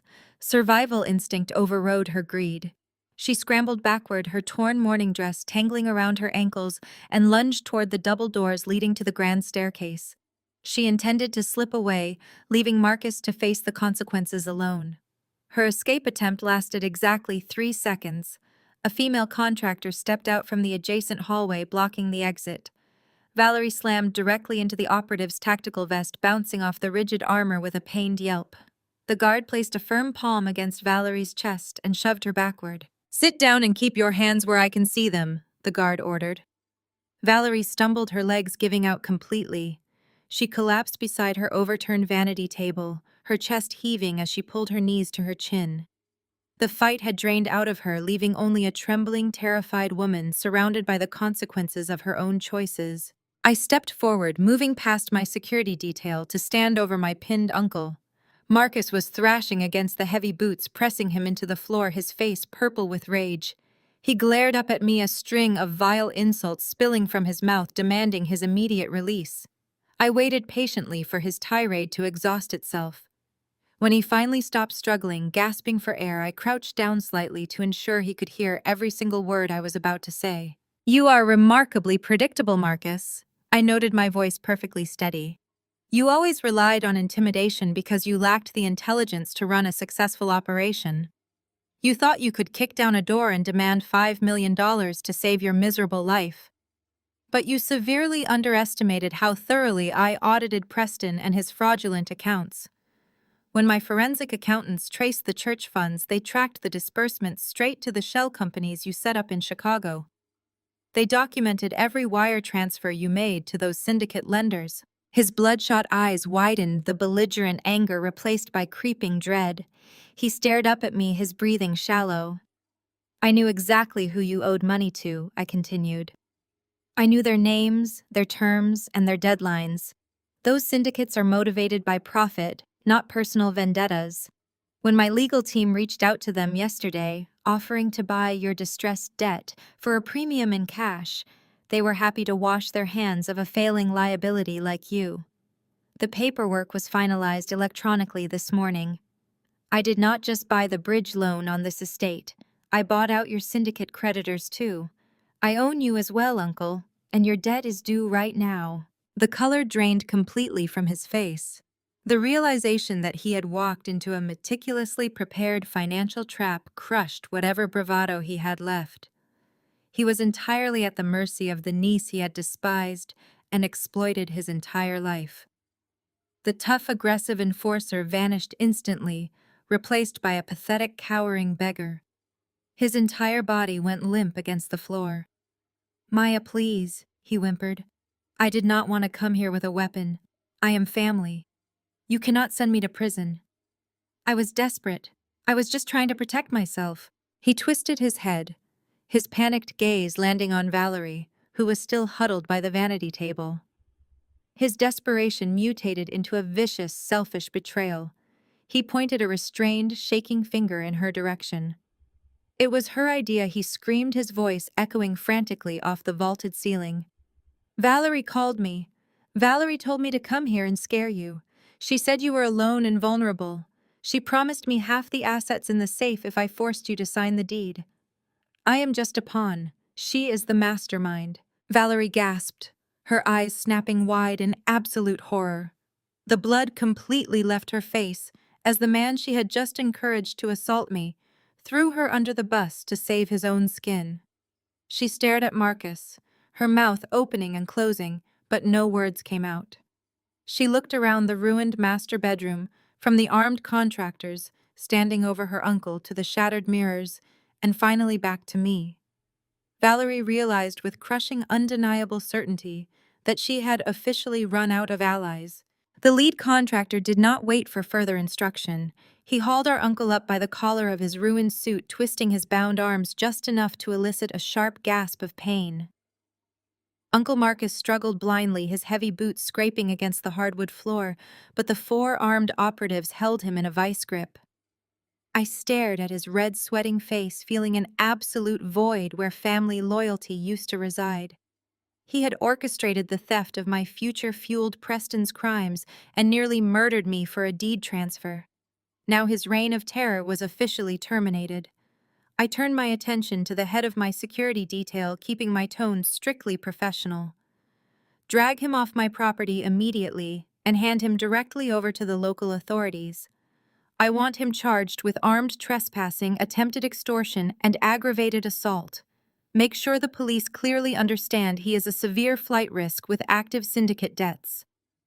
The operatives nodded in unison. They marched Marcus out of the shattered master suite, his protests turning into desperate, breathless pleas as they forced him down the grand staircase. The heavy front door slammed shut, cutting off his frantic voice completely. The suffocating silence that rushed into the ruined bedroom was profound. Valerie remained exactly where she had fallen beside her overturned vanity table. She looked small, stripped of the manufactured superiority she had wielded like a weapon since childhood. Her husband was sitting in a federal holding cell. Her criminal uncle was currently being shoved into the back of a police cruiser. The offshore accounts, the diamonds, and the bearer bonds she had banked her escape plan on were firmly under my control. The reality of her absolute isolation finally pierced through her delusion. She stared at the puddle of expensive French perfume soaking into the Persian rug, her chest heaving with silent, ragged sobs. The luxurious world she had built on a foundation of stolen money and pathological lies had evaporated in a single afternoon. I walked over to the bay windows and looked out over the immaculate cobblestone driveway, watching the security team transfer Marcus to the arriving police units. The flashing red and blue lights painted the manicured lawn, a stark visual confirmation of the new reality. "Maya, please," Valerie choked out her voice, barely a raspy whisper. She pushed herself up onto her knees, her torn black morning dress hanging awkwardly from her trembling frame. "You cannot just throw me out into the street like common trash. I have absolutely nowhere else to go. The foreclosure agents froze my personal checking accounts this morning. Preston's assets are gone. I am begging you to show a little mercy. We are still sisters." Her sudden pivot to sisterhood was nauseating. For decades, she had treated me like a repulsive burden, celebrating my exclusion from every family event and orchestrating my financial ruin with Preston. Now that she was trapped in a corner, she wanted to weaponize the very biological connection she had always despised. I turned away from the window and looked down at her. "You forfeited the right to call me your sister the day you forged my signature on those bridge loan documents," I stated coldly. "You threw me to the wolves to fund your vanity. You do not get to demand mercy from the person you tried to destroy." Valerie clasped her bleeding hands together, smearing red across her knuckles. "I will do anything," she pleaded, her desperation escalating into full panic. "Let me stay in the guest house out by the pool. You will not even know I am here. Just let me keep one of the luxury cars, the silver Mercedes, or even the old Range Rover. I need to maintain some kind of appearance. The Atlanta elite are going to devour me if they find out I am completely destitute. They will exile me from the country club. I will be a total laughingstock. Just give me a few months to figure things out without stripping me of my status." Her priorities were astounding. Her husband was facing decades in federal prison, her uncle was under arrest, and her entire life was burning down around her. Yet her primary concern was maintaining her superficial standing among the wealthy housewives of Atlanta. She was more terrified of losing her country club membership than she was of losing her freedom. I stared at her face, marveling at the shallow core of her existence. She had spent her adult life curating an image of effortless wealth, never once doing a single day of honest work. I walked over to the heavy mahogany dresser, stepping carefully over the shattered remains of the vanity mirror. I reached into the pocket of my blazer and pulled out 2 folded black garbage bags. I walked back across the room and dropped the plastic rolls directly into her lap. They hit her ruined dress with a dull, heavy thud, Valerie stared down at the black plastic, her brow furrowing in deep confusion. She looked up at me, her red-rimmed eyes blinking rapidly. "What is this?" she stammered, her voice shaking violently. "This is your reality check," I replied, my voice hard and unforgiving. "You have exactly 30 minutes before my security team physically removes you from the premises. You can fill those bags with whatever you want to take with you. But there is a catch, Valerie. You can only take the things that you actually bought with your own money." The color drained from her cheeks, leaving her face ashen and hollow. Her eyes darted wildly around the lavish bedroom, scanning the designer clothes, the expensive shoes, and the priceless antique furniture. A cold, suffocating terror washed over her features as the absolute truth finally settled into her bones. She realized with absolute crushing and completely undeniable certainty that she had never bought a single thing with her own money. She was completely and totally ruined now. The paralyzing shock gripping Valerie finally shattered, replaced by a frantic clawing need to salvage something. She scrambled across the broken glass, ignoring the sharp edges slicing into her skin. She dove toward the massive walk-in closet, occupying the east wing of the suite. Her hands grabbed a vintage crocodile Birkin bag from the top shelf. She began ripping diamond bracelets, pearl necklaces, and heavy gold watches from their velvet cases, shoving them violently into the expensive tote. She moved like a rabid animal, tearing silk blouses from their hangers. If she could escape with these accessories, she could pawn them in Atlanta. She could survive on the resale value of her handbag collection alone. A security contractor materialized in the doorway, his frame blocking her exit. He reached out and wrapped a gloved hand around the handle of the crocodile bag. He did not speak, simply exerting an immovable downward pressure that forced Valerie to halt. She yanked on the leather strap, her face twisting into an ugly snarl, but the operative stood like granite. "Let go of my property," she screamed, spitting the words at him. "These are my personal belongings. You have no legal right to touch my wardrobe." I stepped into the closet behind the contractor, carrying a black leather binder. I flipped it open, the heavy brass rings clicking sharply. "Actually, I have every legal right," I corrected, holding up a pristine spreadsheet. "When your husband began failing to meet the interest payments on his loans, I quietly purchased the entirety of your parents' outstanding debts. I consolidated those liabilities under my holding company. To prevent the banks from foreclosing 6 months ago, I absorbed the cost of everything inside these walls. Every designer handbag, custom jewelry piece, and tailored garment was itemized, appraised, and legally transferred to my corporate portfolio to offset the catastrophic deficit you created." Valerie stared at the spreadsheet, her mouth hanging open. "That is impossible," she stammered, her grip loosening. "Those were gifts. Preston bought those for me." "Preston bought those items using stolen church funds," I replied, my voice unyielding. "The federal government seized all assets tied to his embezzlement. My legal team spent months proving your entire luxury wardrobe was purchased with dirty money. I subsequently bought those seized assets from the federal liquidation auction to cover the remaining debt on this house. You do not own the diamonds. You do not own the silk dress you are wearing. Drop the bag." The realization of her absolute poverty washed over her.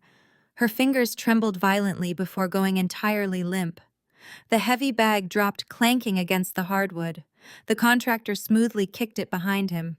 "You have 20 minutes left," I reminded her, pointing toward the 2 black garbage bags resting on the bedroom floor.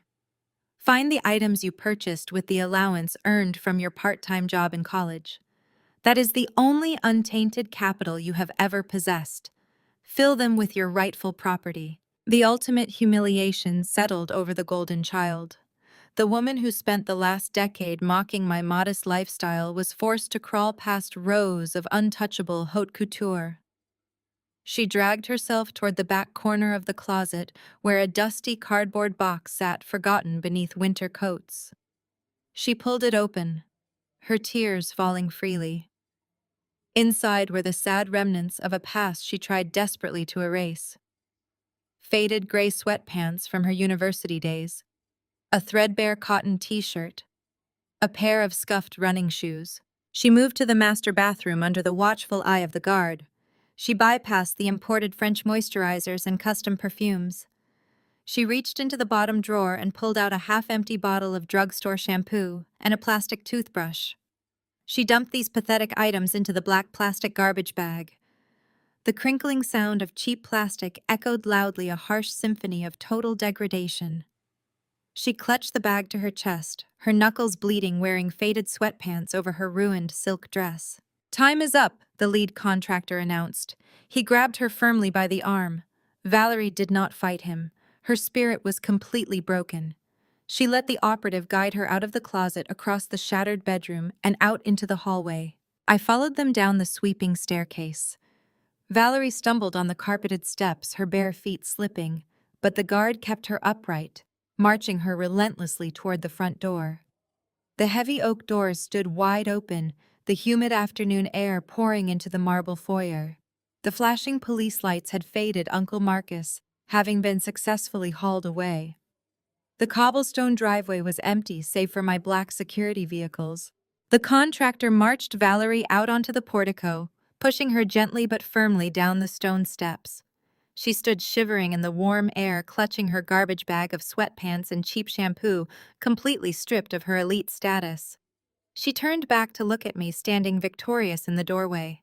Before she could utter a single word, the grating screech of failing brakes shattered the quiet afternoon. A dented, rust-colored taxi careened through the open wrought iron gates, its tires kicking up gravel as it sped up the long driveway.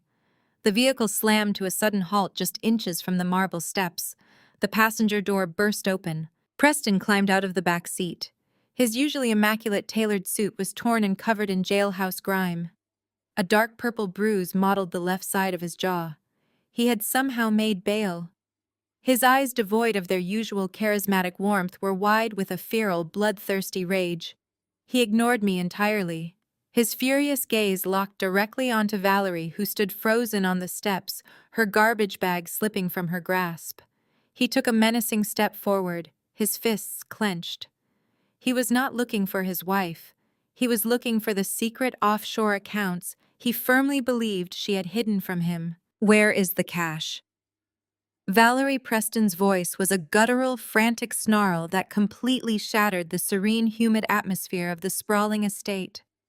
He marched up the wide stone steps, his heavy, scuffed leather shoes crunching violently against the pristine gravel driveway. The man who had spent the last decade painstakingly cultivating the flawless aura of a sophisticated, untouchable finance executive now looked like a desperate, cornered animal. His expensive silk tie was missing, the collar of his custom-tailored dress shirt was ripped open at the seam, and a dark, ugly smear of dried blood crusted the corner of his swollen mouth. He stopped mere inches from her, exuding a foul, sour stench of stale, panicked cheap coffee and institutional bleach. "I know you moved the Cayman Island assets before the federal agents froze our primary checking accounts. Give me the access codes and the routing numbers right now." Valerie recoiled from him, her face twisting into a hideous mask of pure, unadulterated revulsion. She clutched the two black plastic garbage bags tightly against her chest, holding them as if they contained solid gold bullion rather than cheap sweatpants and half-empty bottles of generic drugstore shampoo. "Are you completely out of your mind?" she shrieked, her voice pitching upward into a hysterical, grating octave that echoed loudly across the manicured landscaping. "I do not have your stolen money. I do not have absolutely anything. Maya seized the entire estate this morning. She audited your fraudulent ledgers, bought out the distressed debt from the syndicate lenders, and legally foreclosed on the house. She took my diamond necklaces, my designer clothes, my imported shoes, and my luxury cars. I am standing here holding actual trash bags because of your catastrophic, pathetic incompetence.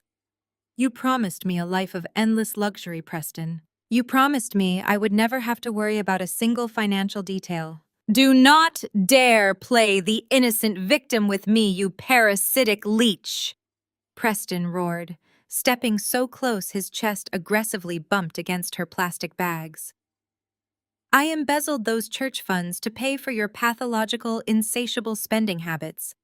You were the one who demanded the seasonal home renovations, the exclusive country club galas, the first-class flights to Europe, and the custom diamond tennis bracelets.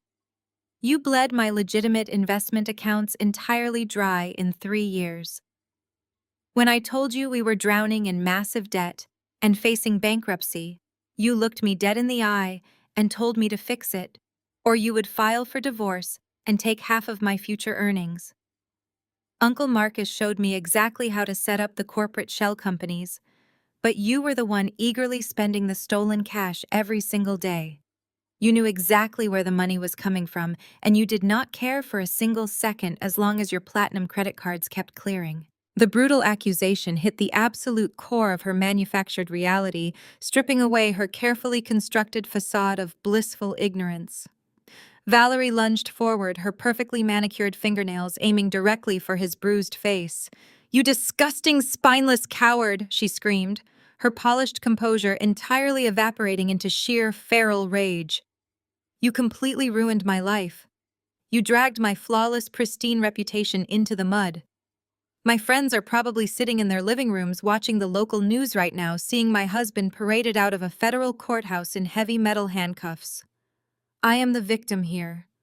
I am the one who has to suffer the ultimate social humiliation of your pathetic, amateurish financial fraud. Give me the keys to the offshore accounts," Preston demanded, swatting her flailing hands away with a violent, aggressive sweep of his arm. He grabbed the front of her torn silk morning dress, his knuckles turning white with frantic, visceral desperation. "I need a private flight out of the country tonight.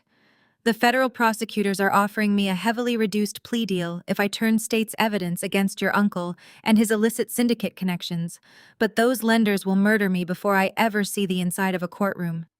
I need that hidden cash to disappear right now." Valerie shoved him backward with a surge of surprising adrenaline-fueled force, her survival instincts clashing violently with his frantic panic. "I told you I do not have a single dime," she screeched, her voice carrying wildly across the expansive front lawns of the gated community. She swung one of the heavy garbage bags at his head like a makeshift, desperate weapon.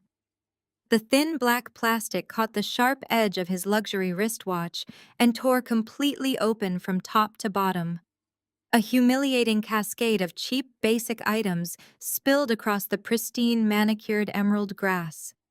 Faded college sweatpants, a cracked plastic hairbrush, half-empty bottles of generic lotion, and a worn-out stained cotton t-shirt scattered across the lawn.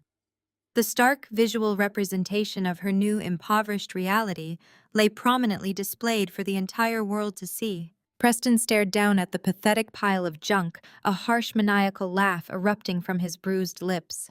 "Look at you," he mocked, spitting the words with venomous, hateful delight. The great Atlanta socialite, the untouchable golden child reduced to carrying actual garbage. "You are absolutely nothing without my stolen money." Valerie dropped the second bag, completely ignoring the spilled toiletries as she launched herself at him again, pounding her fists aggressively against his chest. "I hate you," she sobbed hysterically. "You are a fraud. You are a complete failure. You are nothing but a cheap, pathetic criminal hiding behind a tailored designer suit." Preston grabbed her wrists, twisting them painfully as he shoved her back toward the stone steps, screaming profanities and airing every single dirty secret of their fraudulent marriage at the top of his lungs. Their vicious, embarrassing screaming match continued to escalate, turning them into wild, rabid animals, tearing each other apart on the front lawn. They were so entirely consumed by their mutual hatred, frantic panic, and desperate greed that they completely failed to notice the subtle, devastating changes happening around them. I stood silently on the shaded portico, watching the absolute destruction of Valerie's manufactured empire. Across the expansive, perfectly trimmed lawns, the heavy oak doors of the neighboring mansions were slowly swinging open. The pristine, quiet exclusivity of the ultra-wealthy neighborhood had been fundamentally breached by their ghetto spectacle. The social elite of Atlanta were stepping out onto their sprawling wraparound porches. These were the exact people Valerie and my parents had spent decades desperately trying to impress. These were the powerful country club presidents, the charity gala chairs, the federal judges, and the wives of influential chief executive officers. Valerie took a step back from Preston to deliver another shrill, unhinged insult, and that is when she finally saw them. She froze instantly, the air leaving her lungs in a sharp, horrified gasp. Every single wealthy, judgmental neighbor stood silently on their porch with their smartphone raised. The high-definition camera lenses pointed directly at the golden child, actively recording the ultimate, inescapable humiliation of her spectacular social demise. The sea of glowing smartphone screens surrounding the property line finally registered in Preston's frantic, disorganized brain. He stopped midway, his head snapping toward the closed front gates. The sickening realization that his lowest, most pathetic moment was being digitally preserved by the exact social circle he had spent his entire career trying to impress hit him like a brutal physical blow. The prestigious CEOs, the federal judges, the society wives, they were all watching him behave like a cornered thug. His bruised face flushed a deep shade of crimson. The sheer humiliation should have forced a retreat, a desperate scramble back into the taxi that had brought him here. Instead, his narcissistic entitlement overrode his shattered dignity. He shoved Valerie aside, treating his wife like an inconvenient obstacle, and turned his burning, bloodshot eyes toward the grand entrance of the estate. His heavy, scuffed leather footsteps pounded aggressively against the pristine stone walkway as he recklessly charged toward the grand front portico. He was no longer a disgraced embezzler out on bail. In his own delusional mind, he was still the master of this domain, the untouchable finance executive whose authority was absolute. He stormed fiercely up the sweeping marble steps, his fists tightly clenched, projecting a toxic, desperate aura of unearned white privilege. Two of my private security contractors immediately stepped forward, their massive armored frames seamlessly blocking the double oak doors. They crossed their arms, forming an impenetrable human barricade. Preston did not even slow down. He marched right up to the imposing operatives, thrusting his chin forward with an arrogant, indignant sneer. "Get out of my way right this instant," he demanded, his harsh voice dripping with the familiar, toxic, condescending superiority of a wealthy man who had never once been told no in his entire life. "You are standing on my property. I do not care who hired you or what you think you are doing here. I am the legal owner of this estate, and I am ordering you to step aside before I have you both arrested for trespassing and corporate espionage. Move." The contractors did not flinch. They did not blink. They remained absolutely silent, staring through him as if he were nothing more than a minor annoyance. Preston's face contorted with unchecked fury. He raised a shaking hand, pointing a manicured finger at the chest of the nearest guard. "You idiots clearly do not know who you are dealing with today," he barked, his hoarse voice continuously rising in volume. "I am a senior vice president at a global financial firm. I have the police commissioner on my personal speed dial. If you do not open these doors in exactly 3 seconds, I will personally ensure you never work in private security again." The massive, heavy oak doors slowly swung open just before he could even finish his sad, pathetic little countdown. I stepped out onto the shaded portico, moving smoothly between my two security operatives. I looked down at the man who had stolen millions, ruined his family, and tried to intimidate his way back into a house he no longer owned. His torn shirt, his bruised jaw, his manic desperation. It was a spectacular portrait of a ruined man. Preston's furious gaze locked onto me and his lips curled into a vicious, hateful snarl. "Maya," he growled deeply, the single word sounding exactly like a vile curse. "You really think you are so incredibly clever today? You think you can just swoop in while I am dealing with a minor legal misunderstanding and steal my house? You think you can lock me out of my own life? You have absolutely no idea the kind of hell I am about to unleash on you." I crossed my arms, maintaining a perfectly level, detached expression. "I am listening." "Preston," I replied, my voice cool and even. "Please tell me exactly how you plan to unleash hell while wearing a torn shirt and standing on a foreclosed lawn." He took a step forward, but the guards instantly shifted, halting his advance. He glared at them, then focused his rage back on me. "I am going to sue you into total oblivion," he threatened, his chest heaving. "You think your corporate buyout means anything. It is a fraudulent transfer. My legal team is drafting the injunctions. I have the high-powered defense attorneys in the state of Georgia. They are sharks. They are going to drag you into federal court, dismantle your holding company, and expose your audit as a fabrication. They are going to tie you up in litigation until you are bankrupt. You are going to lose this house. You are going to lose your business.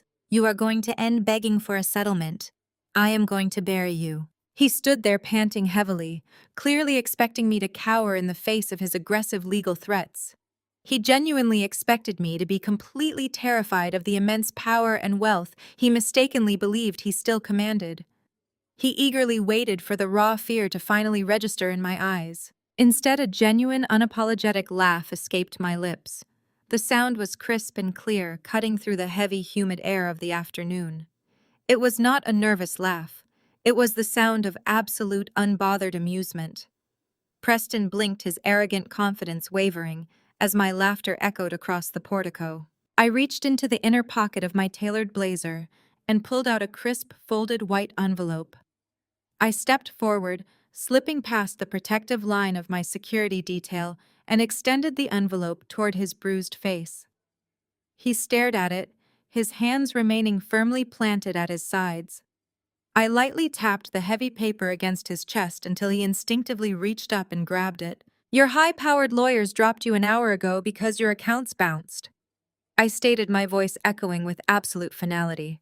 Also, this is a strict restraining order. Step off my grass. The heavy silence that followed my declaration was absolute, broken only by the rustling of the crisp legal document shaking violently in Preston's hands.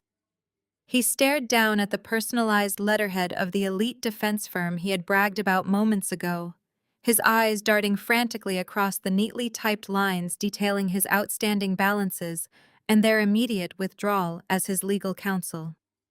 The thick, arrogant posture that had defined his entire existence completely collapsed. His broad shoulders slumped, his chest caved inward, and the artificial aura of white-collar invincibility vanished into the humid afternoon air. The paper slipped from his trembling fingers, fluttering uselessly onto the pristine marble steps. He had no hidden offshore accounts, no high-powered attorneys, and absolutely no leverage left to exploit. He was nothing but a broken, disgraced criminal, standing on the porch of a woman he spent years underestimating. The lead security contractor stepped forward, his massive frame casting a dark shadow over Preston. The 72-hour eviction notice has expired, the operative stated. You are in direct violation of a restraining order. If you do not vacate immediately, you will be physically removed and handed over to local authorities for criminal trespassing. Preston did not attempt to argue. The fight had been drained from his cowardly soul. He turned away from the grand entrance, his shoes dragging against the stone as he stumbled back down the wide steps toward his wife. Valerie stood frozen near the shattered remains of her spilled garbage bag, her eyes wide with horror. She had watched the entire confrontation, witnessing the total destruction of her husband's final desperate bluff. The reality of their absolute destitution crashed down upon her shoulders with the crushing weight of a collapsing skyscraper. There would be no miraculous legal rescue. There would be no secret getaway flight to a tropical tax haven. They had exactly what they were holding in their hands, and nothing more. The security contractors moved in unison, forming a solid, intimidating line that systematically corralled the disgraced couple toward the long, winding cobblestone driveway. They were forcing them to leave the sprawling estate entirely on foot. The grueling march down the driveway was a harsh, unforgiving symphony of pure degradation. Valerie frantically scraped her cheap drugstore shampoo and threadbare sweatpants back into the torn plastic garbage bag. She clutched the ripped plastic to her chest, her knuckles bleeding and raw, while Preston walked a few feet ahead of her, his head hung low in ultimate defeat. Every step they took was a permanent severance from the elite social status they had mercilessly wielded against me for the past decade. The scorching Georgia sun beat down on their backs, amplifying the suffocating humiliation of their forced exodus. As they trudged toward the towering wrought iron front gates, the true nightmare of their new reality materialized along the manicured perimeters of the neighboring estates. The exclusive country club wives, corporate executives, and judgmental socialites Valerie had spent her adult life trying to impress were lined up along the property lines. They were holding up their smartphones, the bright screens glaring, as they actively live streamed the spectacular downfall of the neighborhood's most arrogant couple. The quiet whispers and muffled laughter carried across the expansive lawns, piercing Valerie's ears like sharpened glass. "Look at her dress," one prominent society wife sneered audibly, zooming her camera lens on Valerie's ruined silk garment and bare bleeding feet. "I always knew they were living on borrowed money." Another neighbor, a federal judge who had regularly attended Preston's holiday galas, simply shook his head in absolute disgust, recording the pathetic spectacle. The very people Valerie had worshipped, the elite circle she used to justify her endless cruelty toward my modest lifestyle, were treating her like a cheap sideshow attraction. She had spent 10 years building a flawless image propped up by stolen wealth, and it was evaporating into thin air before her eyes. The devastating psychological toll of the public mockery finally broke her. Valerie dropped her torn garbage bag, the plastic hitting the hot asphalt with a pathetic thud. She fell to her bare knees right in the middle of the driveway, her hands clutching her face as she released a guttural wail of pure despair. The agonizing realization washed over her completely. Her entire identity, meticulously crafted by putting me down and flaunting her fake riches, was dead. She was no longer the golden child. She was the absolute bottom rung of society, a destitute outcast forced to crawl away from her stolen castle while the world watched and laughed. She wept uncontrollably. Preston did not stop to help her up. He kept his head down, abandoning his wife on the asphalt as he cowardly pushed his way through the heavy iron gates and stumbled out onto the public street. The security operative stood firm at the property line, ensuring Valerie eventually dragged herself up from the ground to follow him. She gathered her torn trash bag, her spirit completely shattered, and limped past the massive stone pillars marking the boundary of my newly acquired estate. Just as she crossed the threshold onto the public sidewalk, the deafening screech of heavy tires shattered the remaining neighborhood quiet. 3 local news vans careened dangerously around the street corner, their massive satellite dishes swaying wildly as they slammed to a halt directly in front of the disgraced couple. The side doors flew wide open, and a swarm of highly aggressive journalists poured out, accompanied by blinding camera flashes. A seasoned local reporter shoved a microphone aggressively into Valerie's tear-stained face, blocking her escape route. Valerie the reporter shouted over the chaotic frenzy.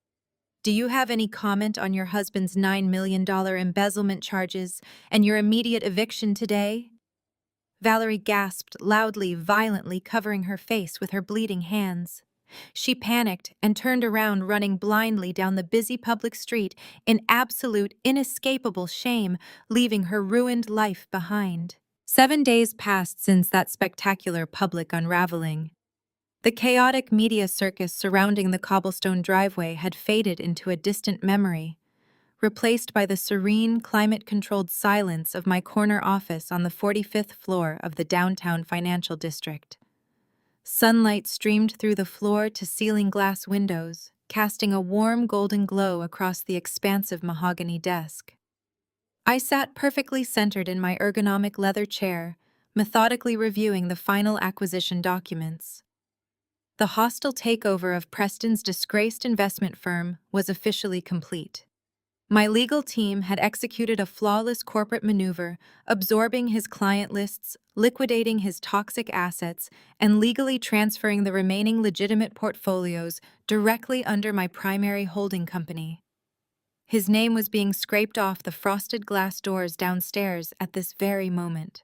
I picked up my silver fountain pen and signed the final line of the binding contract, sealing his absolute professional demise with a simple stroke of ink. The feeling of vindication was a quiet, steady rhythm pulsing through my veins. I closed the heavy leather binder and pushed it toward the edge of the desk, taking a slow, deep breath of pure, unfiltered success. My intercom chimed softly, breaking the absolute silence of the executive suite. I pressed the flashing silver button on the console. "Yes, Sarah, what do we have next on the schedule?" I asked, my voice calm and measured. My executive assistant hesitated for a fraction of a second, an unusual break in her normally robotic efficiency. Miss Maya, there is a woman in the lobby requesting 5 minutes of your time. Sarah stated, her tone carefully neutral. She does not have an appointment and she looks incredibly distressed. She says her name is Valerie. She is practically begging the front desk personnel to let her upstairs. A sharp, cynical smile touched the corners of my mouth. The sheer audacity of the woman was almost impressive. After a decade of relentless torment, after parading her stolen wealth in my face and mocking my every effort to survive, she was standing in the lobby of my corporate headquarters, asking for an audience. "Send her up," I instructed smoothly.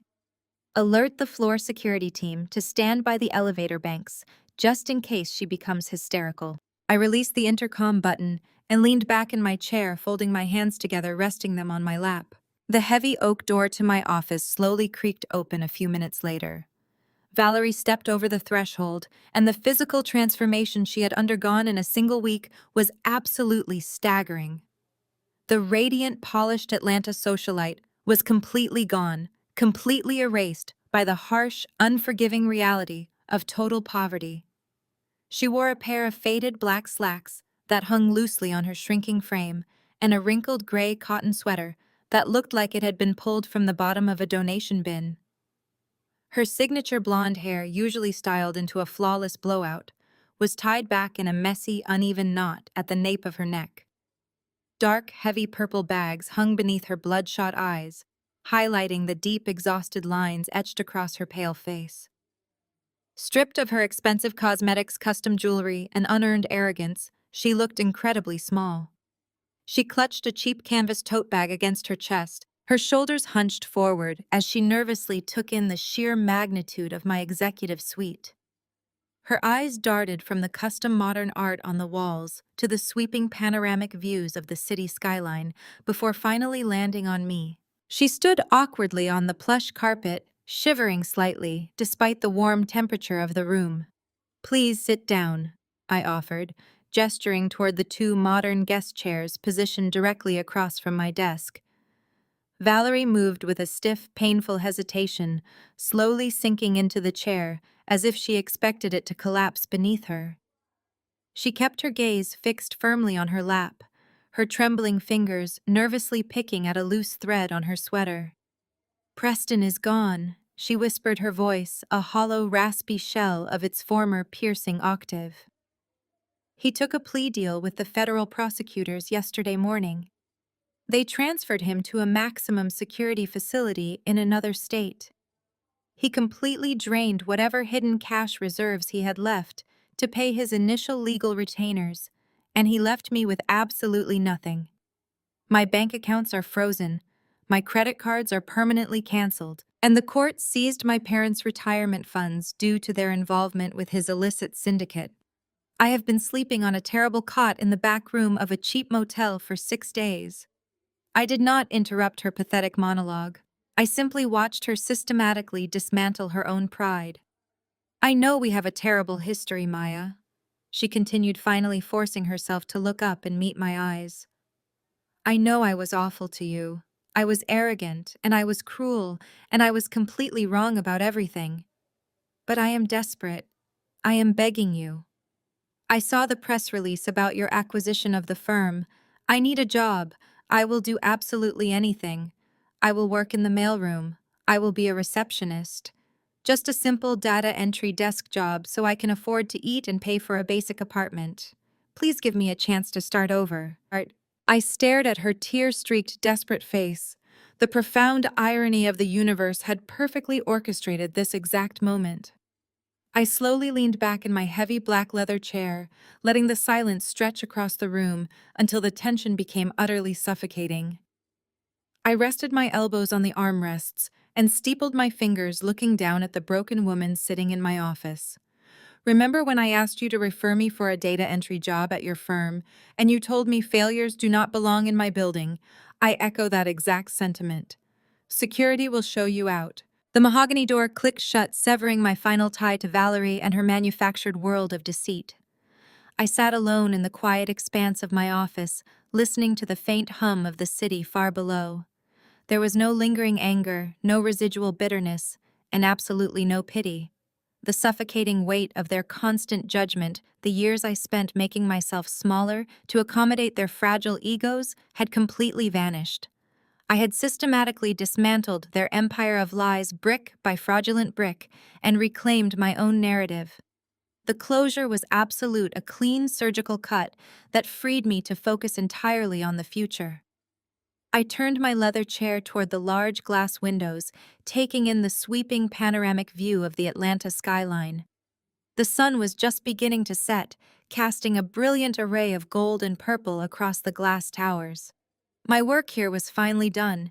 It was time to build something entirely new and real. Exactly 1 month later, the sprawling estate looked completely unrecognizable.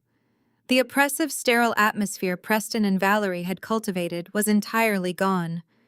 In its place, the massive grounds buzzed with vibrant electric energy. I stood on the grand portico, looking out over the manicured lawns that had once been the stage for their humiliating eviction. Tonight, the grass was covered by an enormous, elegant white event tent, illuminated by thousands of warm golden fairy lights. Sleek black luxury cars lined the winding cobblestone driveway, guided by professional valets. Waitstaff in crisp uniforms circulated through the growing crowd, carrying silver trays of champagne and delicious appetizers. The harsh, judgmental neighbors who had eagerly filmed Valerie and her downfall were notably absent. They had not received invitations. Instead, the property was filled with people who represented genuine power, authentic success, and actual community impact. The fresh night air was filled with the sound of a live jazz quartet, their smooth melodies drifting effortlessly through the warm summer evening. I walked down the sweeping marble steps, moving freely through the magnificent crowd. The mayor of Atlanta stood near the elaborate ice sculpture, engaged in a deep conversation with the dean of my former historically black college. Prominent black business leaders, tech founders, and influential philanthropists filled the space, their presence a testament to actual achievement rather than hollow credit-fueled posturing. The local news vans were parked just outside the wrought iron gates again, but this time they were not here to document a scandalous criminal arrest. They were here to broadcast a monumental philanthropic milestone. The cameras tracked my movements as I greeted my guests, shaking hands and sharing genuine smiles. There was no need to perform, no need to project a fake image of superiority. I was simply myself, standing proudly on the firm foundation of my own hard work. The immense respect I commanded tonight was earned, not bought with embezzled funds or maintained through fear and intimidation. A microphone chimed softly, signaling the main event of the evening. The crowd gathered around the base of the wide stone steps, their conversations fading into a respectful hush. I stepped up to the podium, positioned right where Preston had once demanded entry to his seized castle. A massive crimson ribbon stretched across the front of the heavy oak doors, waiting to be cut. To my right stood the university dean, her face glowing with absolute pride. To my left, a polished brass plaque rested on a wooden easel draped in a black velvet cloth. I adjusted the microphone, looking out at the sea of supportive, respectful faces. The bright flashbulbs of the press cameras illuminated the warm night air, capturing the pivotal moment.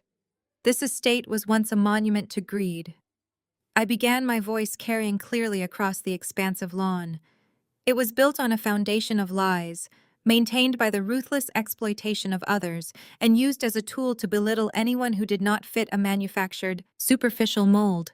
It was a fortress of exclusion designed to keep innocent people out. I paused for a brief moment, letting the heavy weight of my words settle over the attentive audience. But true legacy has absolutely nothing to do with exclusive zip codes, expensive designer labels, or hidden offshore bank accounts. I continued, my tone ringing with unwavering conviction. True legacy is about the wide doors you open for the people coming up behind you. It is about taking spaces designed for exclusion and transforming them into bright engines of opportunity. I reached over and pulled the velvet cloth from the wooden easel, unveiling the gleaming brass plaque. The deeply engraved letters caught the golden light of the event tent perfectly. I am incredibly proud to officially donate this entire $9 million property to my beloved alma mater. Effective immediately, this beautiful estate will serve as the innovation hub for young Black female entrepreneurs. The crowd erupted into deafening, joyous applause. The mayor enthusiastically led a standing ovation, and the proud dean stepped forward to happily hand me a pair of oversized, gleaming silver scissors. I grasped the heavy handles, firmly slicing through the thick crimson ribbon with a swift, decisive motion. The heavy silk fell gracefully to the polished marble floor, officially opening a brand new chapter for countless brilliant young women who would walk through those doors. The enthusiastic cheering grew much louder, echoing triumphantly into the warm, starry night sky.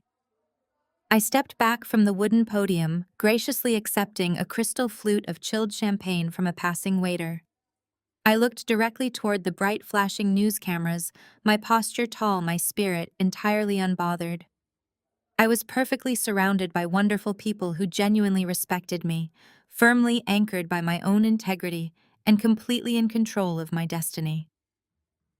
I proudly raised my glass to the camera lens, taking a slow, deeply satisfying sip of the crisp champagne, stepping boldly into my exciting new fiercely independent life.